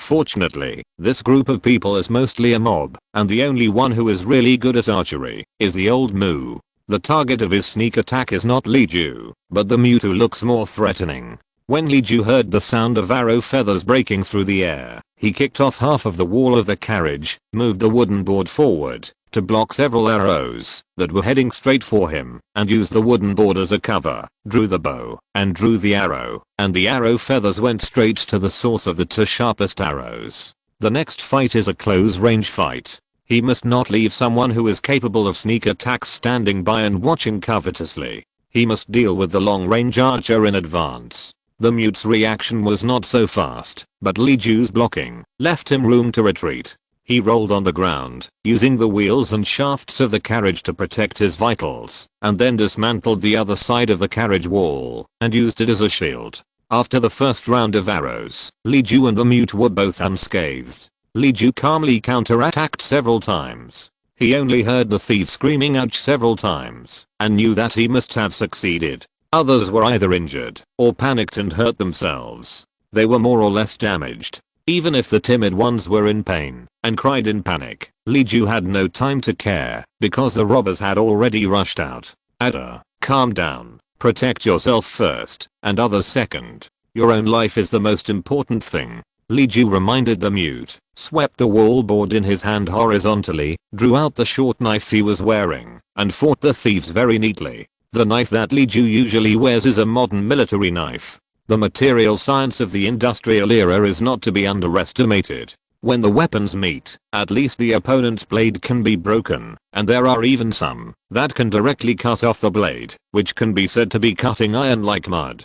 And he has other weapons, such as daggers. If they are really lost or damaged, they can be replenished from the warehouse. In the era of cold weapons, the advantages of weapons forged by industrial technology, high protein and high fat, and scientific methods of training body functions are unconditionally magnified. In addition, Li Ju has 1,000 hammered skills. The three advantages combined form a crushing level of strength comparison. Li Ju wears a steel wire blocking glove on one hand to block, and swings the knife with the other hand, as if entering an empty space. He is also very comfortable with cutting melons and vegetables, which is actually simpler than the fight. To protect Li Yuan the year before, the mute is more difficult to fight than Li Ju, but after he suffered a loss last time, he followed Li Ju to practice hard for 2 years, and his fighting skills are in good shape. Moreover, he had been eating and drinking with Li Ju for the past 2 years, and his physical fitness was many times stronger than that of ordinary people.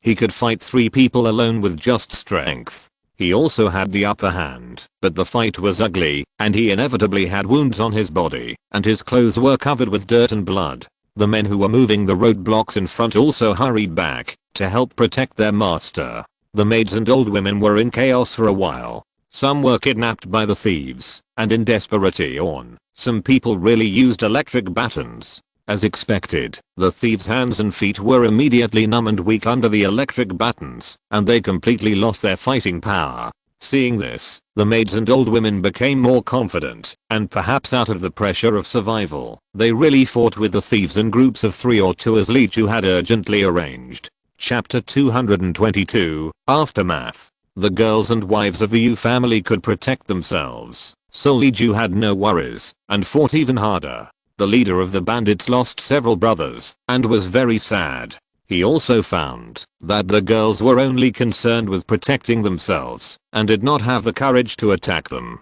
The most difficult person at the moment was Li Ju. Wherever Li Ju went, the robbers were at least thrown to the ground. Some of the unlucky ones had their arms and legs cut off on the spot and fainted on the road. Looking at Li Ju again, he was clean, except for some blood on the short knife and dagger, and there was not even a wrinkle on the corner of his clothes. The leader of the bandits changed his mind again, and wanted to tie up a girl, and take her away as a hostage, but the mute stayed with the women all the time. No matter how the other bandits provoked him, he was unmoved, and only guarded the second wife and others tightly. The bandit leader tried several times but failed. Seeing that it was getting dark, if he continued to fight, the whole team might be left behind. His brothers were already afraid of this god of war who had stopped almost everyone by himself. They were very scared, and did not dare to move forward.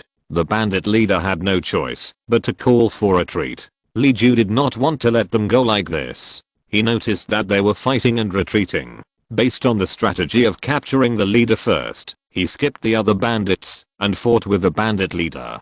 Judging from the attack power alone, even 10 bandit leaders could not beat Li Ju. However, in order to protect their leaders, the other bandits risked their lives to delay Li Ju. Li Ju did not want to hurt anyone's life and just wanted to subdue them. For a while, there was a stalemate. Li Ju did not want to waste too much time here. If the city gate was closed, it would be a small matter if he could not go back tonight and had to stay outside. I don't know how anxious Mr. Yu and Yaoniang and the city would be. Thinking of this, Li Ju loosened his grip and let the bandit leader retreat more than 10 steps away. Then he put an arrow on the bow and shot an arrow through the bandit leader's knee and nailed it directly to the roadside tree. He shouted, "If you surrender, you will not be killed. If you dare to escape, you must be killed. Surrender."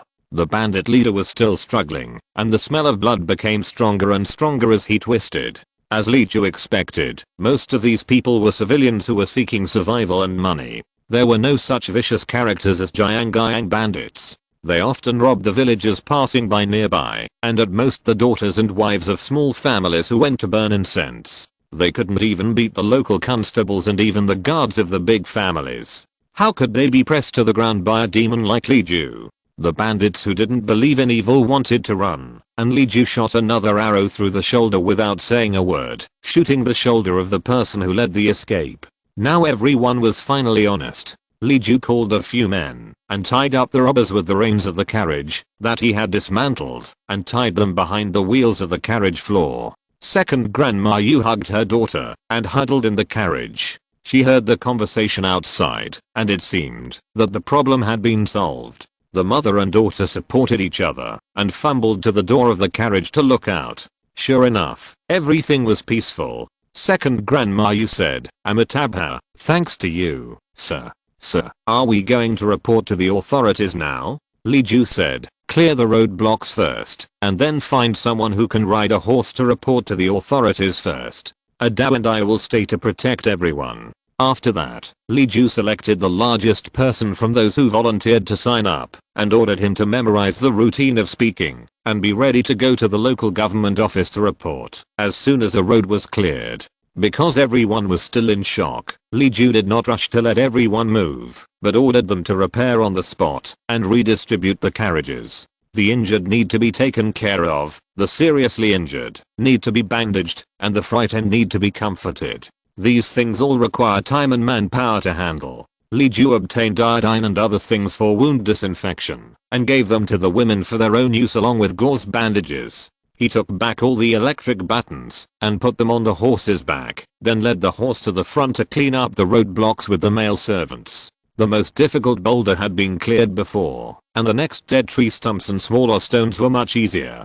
The robbers had not set up the roadblock for a long time, and they could not be too meticulous in a hurry. Soon, the road was cleared and unblocked. There were also some travelers trapped on the opposite side of the roadblock. They were at a loss and were preparing to find a place to rest or ask the nearby villagers to help clean up or just take a detour, but they didn't expect the road to be restored so quickly. They thanked Li Ju's convoy profusely and asked it to pass first. When they saw a group of people tied up in the convoy, they were all scared and sweated. At first, they thought that Li Ju was the leader of the robbers who had kidnapped civilians and swaggered back to the mountain stronghold. When they found out the real situation, they were even more grateful that Li Ju and his team were in the front. Li Ju didn't care what others thought. He had to take everyone back to the city in time. The convoy was moving slower because of the wounded, so they couldn't afford any more delays. After rushing like this, they finally arrived in Jinling City before the city gate was closed.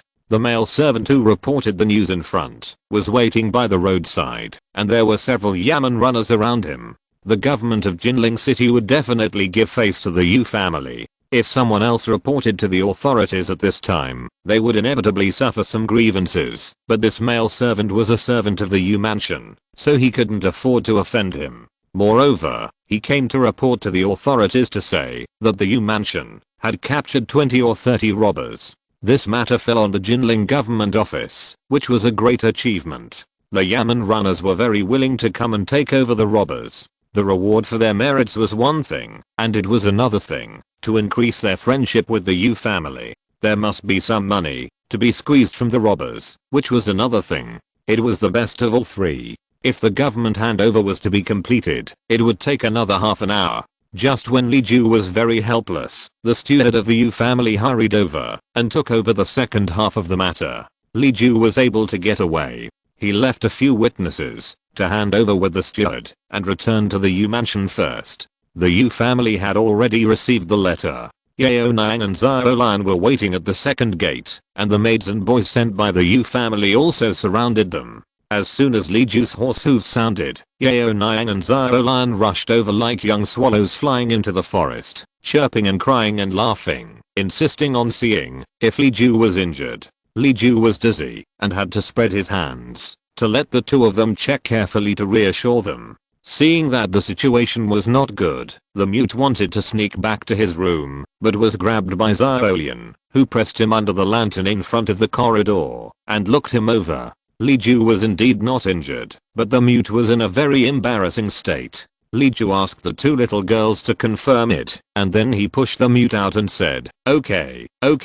when have I ever fought a battle that I was not sure of? If I can't be sure of getting out of it safely, I will definitely not show up.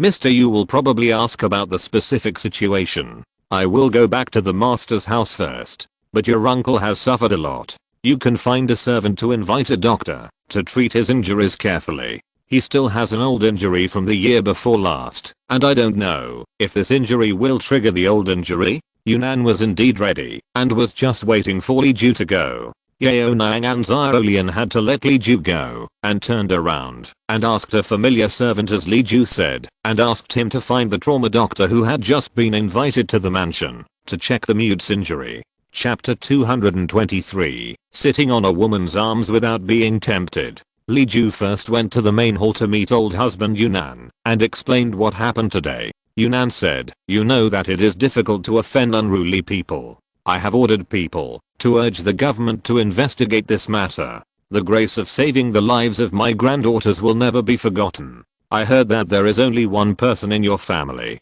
If you are willing, please let my son and you become brothers of different surnames. Although I'm weak, I still have a few old friends. I will do my best for you." He said this, almost saying that all the relationships of their Yu family will be used by Li Ju in the future. Li Ju insisted on refusing. In ancient society, elders had absolute control over the younger generation. It was often only necessary to pay a symbolic fine for the elders to kill the inferiors. How desperate he was to find himself a father. Seeing this, Yunnan did not insist and only asked a few maids to take Li Ju to change clothes and wash clothes and come back to eat a meal to calm his nerves. Earlier, Yunnan received a letter from his second daughter-in-law and had already ordered people to prepare hot water and change of clothes. He also asked the kitchen to prepare a table of food overnight with all kinds of delicacies from land and sea and warm up the lamb wine from Xinghua village so that Li Ju could thank him. Li Ju went all the way and everything was ready. Yunnan gave up the hot spring in his backyard and the bathing pool was cleaned and filled to the brim. There were countless spices and herbs in the pool that calmed the mind. The most amazing thing was that there was a layer of petals of seasonal flowers such as roses, chrysanthemums, and osmanthus floating on it. There were already several beautiful maids in simple clothes on the side, with their snow white arms and necks exposed, holding towels, handkerchiefs, combs, new clothes and other things waiting to serve him. Li Ju, who had been a monk for more than 20 years, felt that his eyes were almost blinded. After finally sending all these pretty girls away, Li Ju took hot water and soap himself. It was the Shanghai sulfur soap he sent, and took a quick bath. Then, with his wet hair barely reaching his shoulders, he went straight back to his room and changed into his own clothes. While he was tidying himself up, the girls on the other side were tremblingly writing back to Yunnan. Yunnan asked them to serve Li Ju attentively and properly, but Li Ju drove them all away. They couldn't get over Li Ju, and they were somewhat afraid of this fierce god who was rumored to have killed dozens of big men with his own hands, so they didn't dare to stay by force, and had to come back to report. They didn't complete the task, so they were very worried about their fate. It's true that Yunnan is a tolerant old man, but his tolerance only works for those who are useful.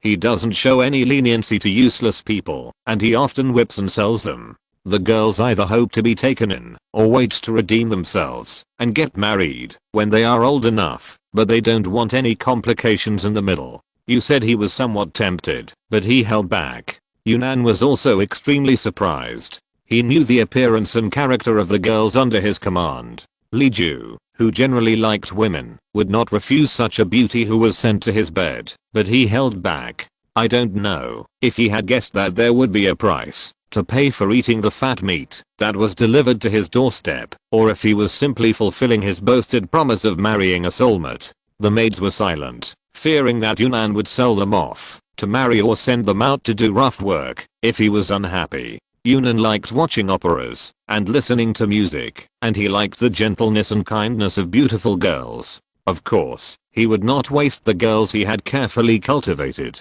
just because of Li Ju, a difficult guy. He waved his hand and asked them to go back and arrange their own practice or duty. He left the matter aside and turned to the flower hall for guests. This meal was a meal to calm the nerves and also a meal to express gratitude. Yunnan personally entertained the guests. The two masters accompanied them. Huang Zhi served as Li Ju's companion, and the grandchildren who became Ding also accompanied them at the table. There were also guests accompanying them, which showed that they were extremely grateful. Li Ju covered his hair, which was 70% dry, with a square towel from Yanju, and found a Taoist robe suitable for meeting guests. Looking at the table in front of him, he really couldn't help but sigh.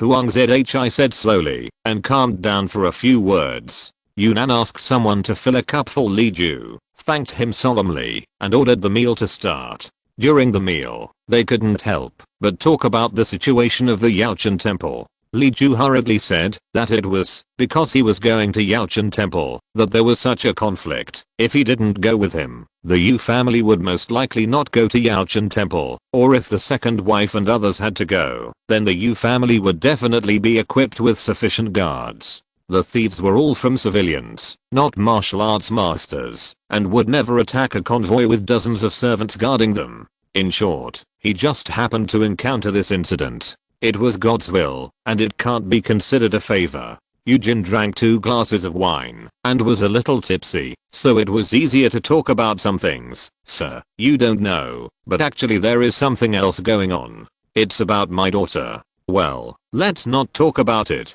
Yu Fu had a better relationship with Li Ju, but they were not brothers by blood, so it didn't matter if they were close. When you were not here just now, the prefect sent someone outside to say that the leader of the bandits had confessed. It turned out that there was a playboy who wanted to marry my girl, my second brother, and I felt that the kid was 20 years old and couldn't even pass the exam to become a scholar. His family indulged him in all kinds of fun. He was not a good match, so we never agreed. We didn't expect that this man had such a vicious plan to ruin our girl's innocence. Fortunately, you are here, so our girl is fine, and his vicious thoughts are revealed. My father doesn't know about it yet. When he finds out tonight, I'm afraid he will kill his whole family. Li Ju frowned when he heard this. There was actually such a vicious person. If he chased him in the dense forest for a while longer in the afternoon, he might be able to catch him. Then he would confiscate his tools and see if he dares to do it again. How can there be such a person in Jinling City? He dared to do this to your family. I'm afraid that many decent women have been tortured. Yu Fu said, I don't know about this. I occasionally saw him at banquets in the past. He seemed to be a normal person. Who would have thought that he was so vulgar? Yu Fu was a nerd, and Eugene was an old-fashioned man who was not often in Jinling. It was normal that they didn't know what was happening outside. Li Ju shook his head helplessly.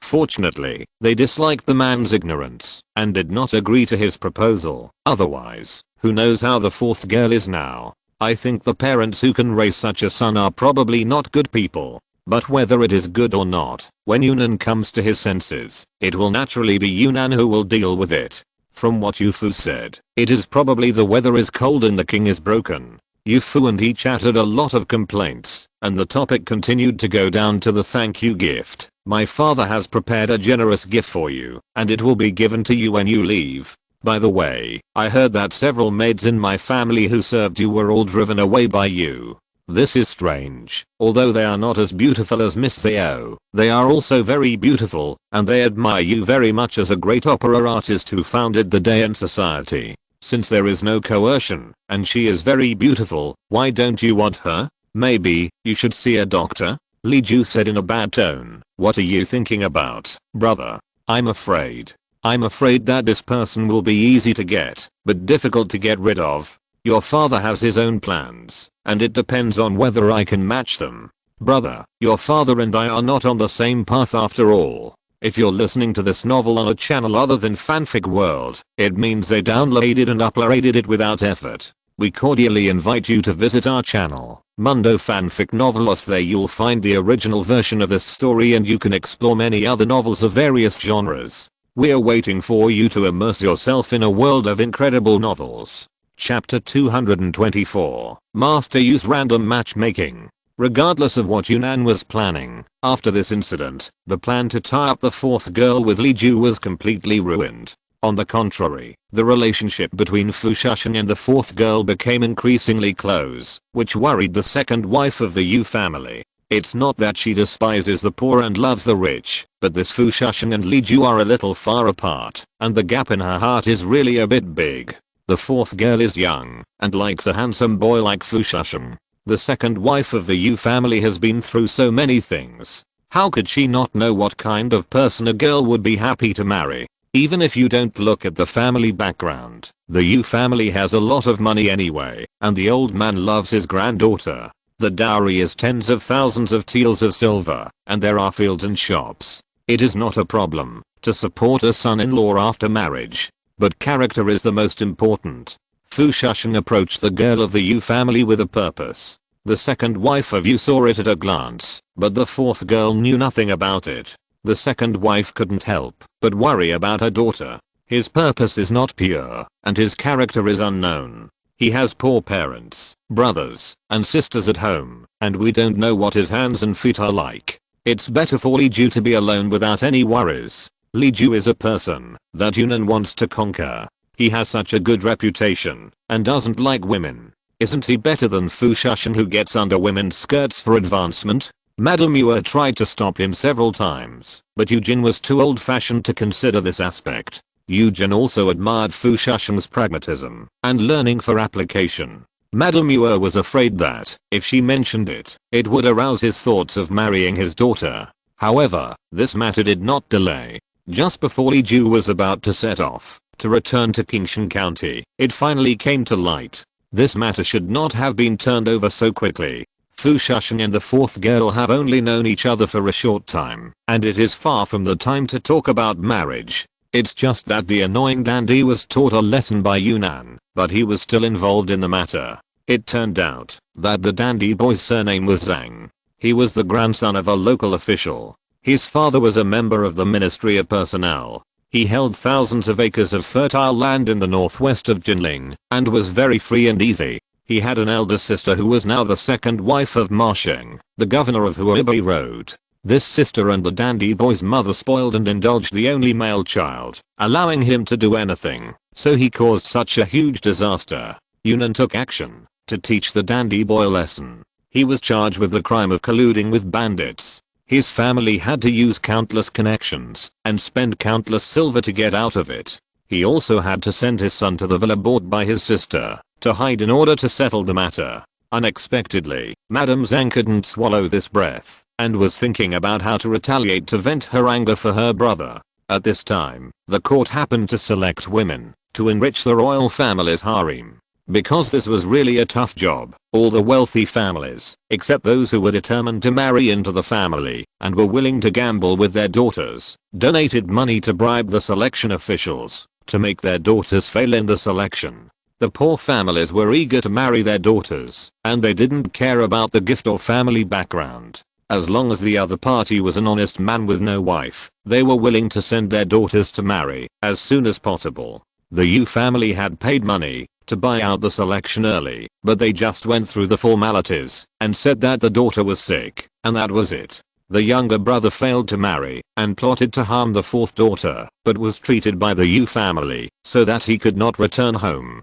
Zhang felt that she had tied the knot with the Yu family, so she instigated her husband Ma Shi to pick out the selection book and add the two unmarried daughters of the Yu family who were over 13 years old, saying that they heard that the disease had been cured and they couldn't miss the daughters of the old tutor. Among them, the fourth daughter was 18 years old and the fifth daughter was just 13. When the news reached the Yu mansion, the Yu family felt like a bolt from the blue. Yu Fu wanted to rush out to find Ma Spurs to make things clear. Although the two families were not close, after all, one was a local official and the other was an important official in the court. The two families had cooperated to do a lot of things. How bad could their relationship be? How could they maliciously make things difficult for their children's private affairs? This contradiction was said to be so huge, and it was also because his brother-in-law took advantage of his power to bully others and started it first.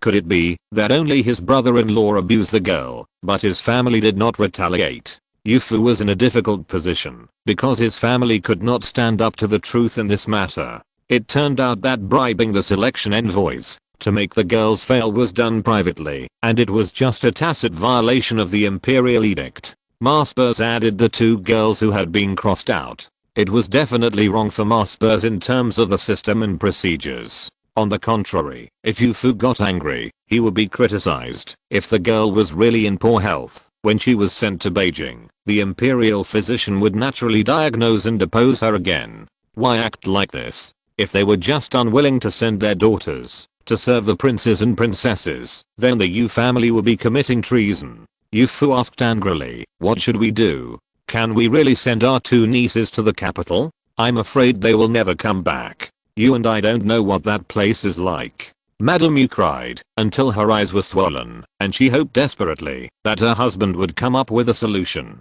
Yunnan pondered for a moment, dismissed the others, and only left Li Ju in the study, and spoke to him with difficulty. Logically I should not force you, and there is no girl rushing to my door, but the situation is critical, and I can't care about so much. I want to marry my daughter to you, 1 for your future, and 2 to protect my daughter.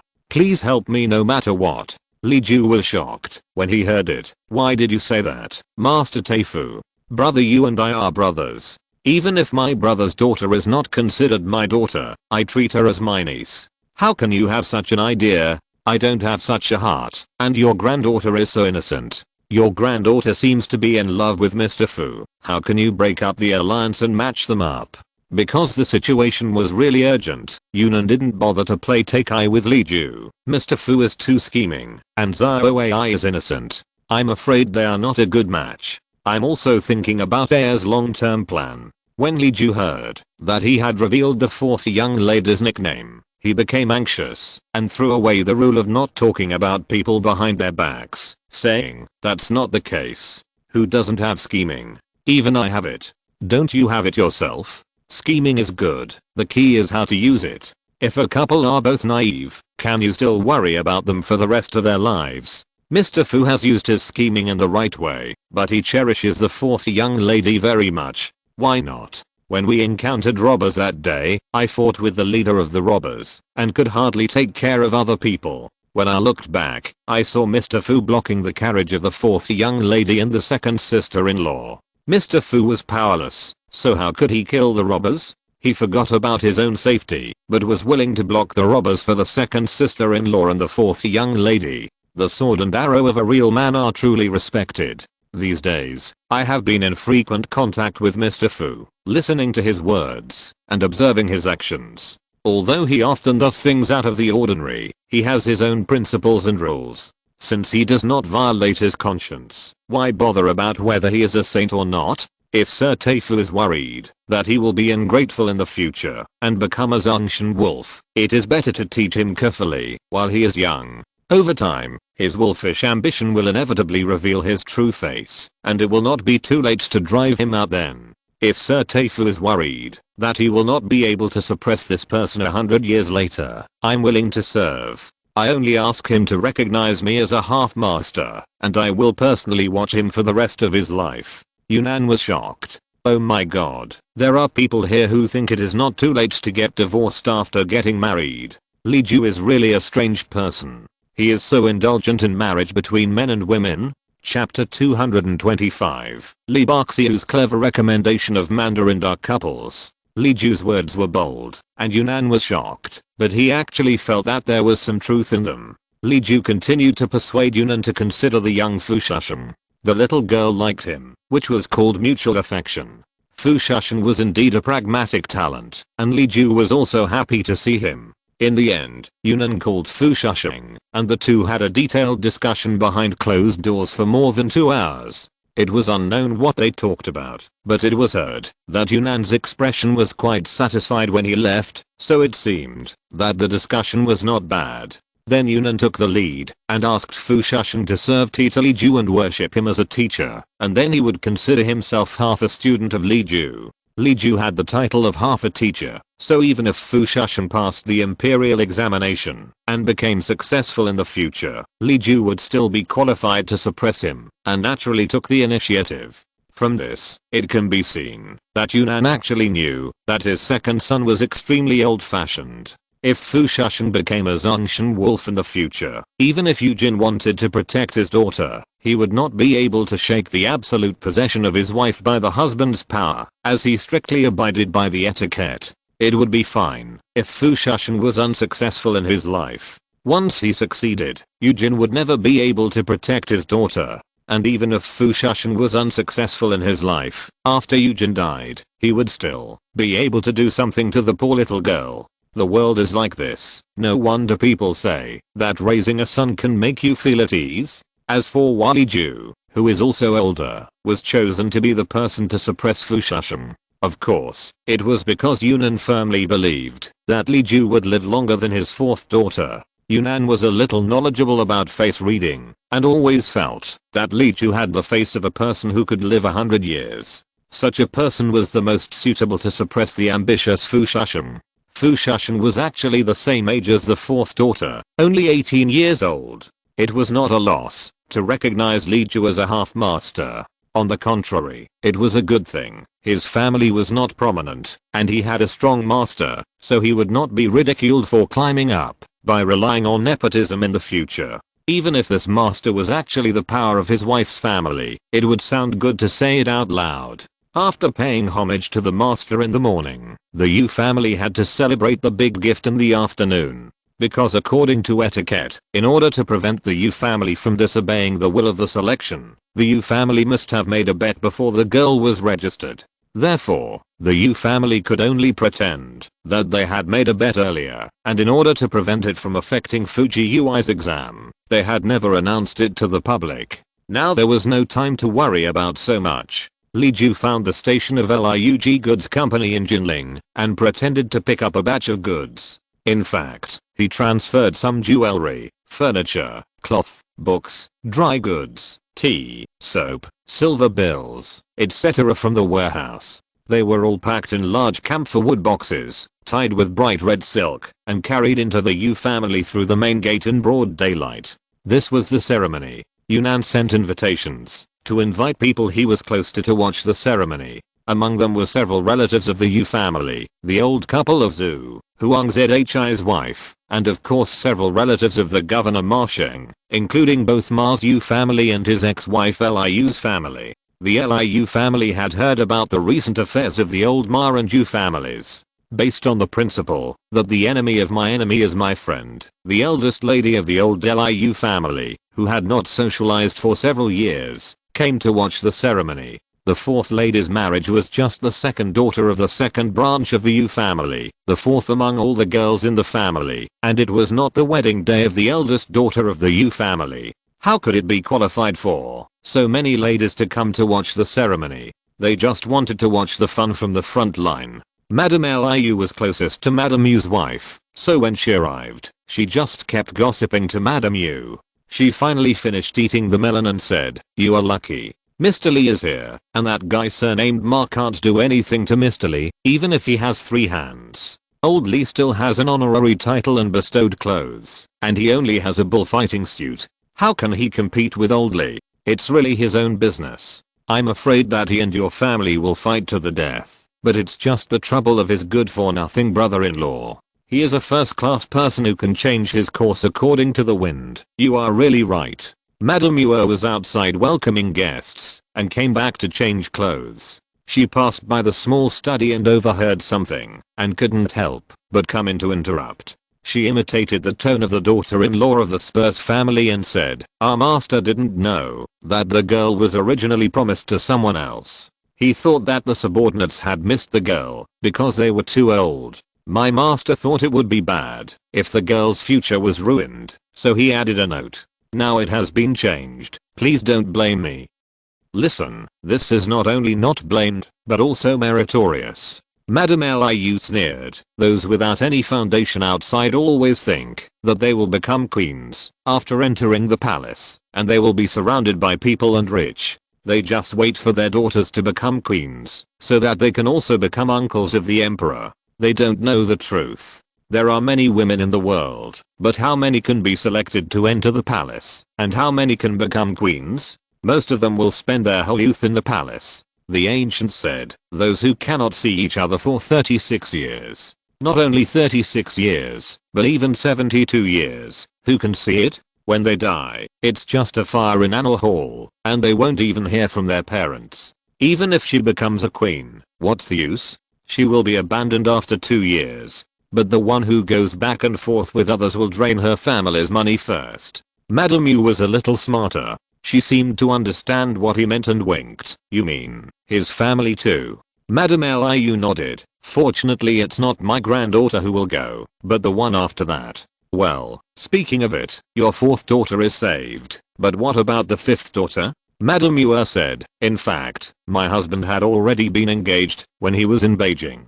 As she spoke, she made a bowing gesture to the north. By chance, that family has already passed the emperor's door, and they are just waiting for the little boy to be married when he turns 18. It doesn't hurt to report it now. It's even more honorable to be arranged by the emperor. Madame Liu didn't say who it was, so Madame Liu didn't ask any more questions. However, she cursed Ma Spurs and his second wife Zhang without naming them, but only insinuated them. Both Madame Yu knew that their daughter was angered to death by the concubine, so they could only comfort her with a few words. Not long after Madame Liu arrived, the guests arrived, and the auspicious time had arrived, so Huang Zhi presided over the marriage ceremony. Although Huang Zhi was ordered to write a congratulatory speech at short notice, Fu Shushan's speech, which was well prepared, was particularly simple and mellow.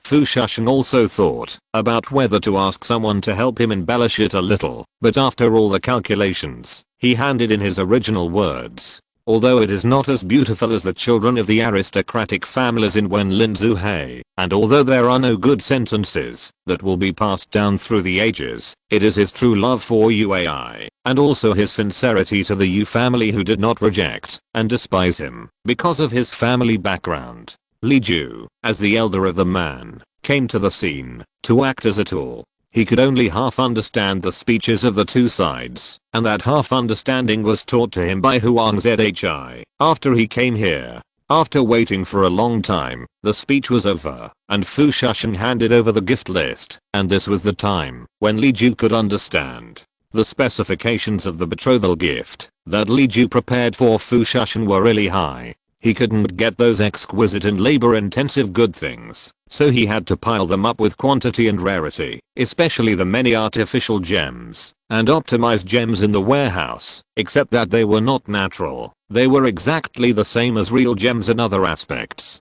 Almost buckets were carried in, and everyone watched those smooth and dazzling red, blue, and white sapphires, cat's eye emeralds, all counted in kilograms. After sending the gems, there were also excellent jackwood brocade fabrics of various kinds, all of which were 5 feet wide and colorful, dazzling the guests. Following the fabrics were furniture from the modern plane, mainly camphor wood boxes, carriages, and sedan chairs for the bride to carry the dowry. Because of the use of synthetic collage technology, the size of the large camphor wood box far exceeded the ancient specifications, and the carvings on it were very delicate, which was praised by everyone. Even if you don't look at the gift money, just look at the real thing. These are enough to boast for a lifetime. The most important thing is that most of these things cannot be transferred from Liuji goods store on a temporary basis, so they can only be brought from home or prepared in advance. Not to mention that the guests sent by the Spurs were fooled. Even those who knew that Fu Shushan was temporarily selected began to doubt the credibility of this temporary. No matter how you look at it, this is all premeditated, right? End of this chapter. Thank you very much for reaching the end. Don't forget to like. Looking for more exclusive content and immediate access? Subscribe to our Patreon. Remember, every like, subscription, or donation encourages us to continue. Thanks to everyone. See you in the next video.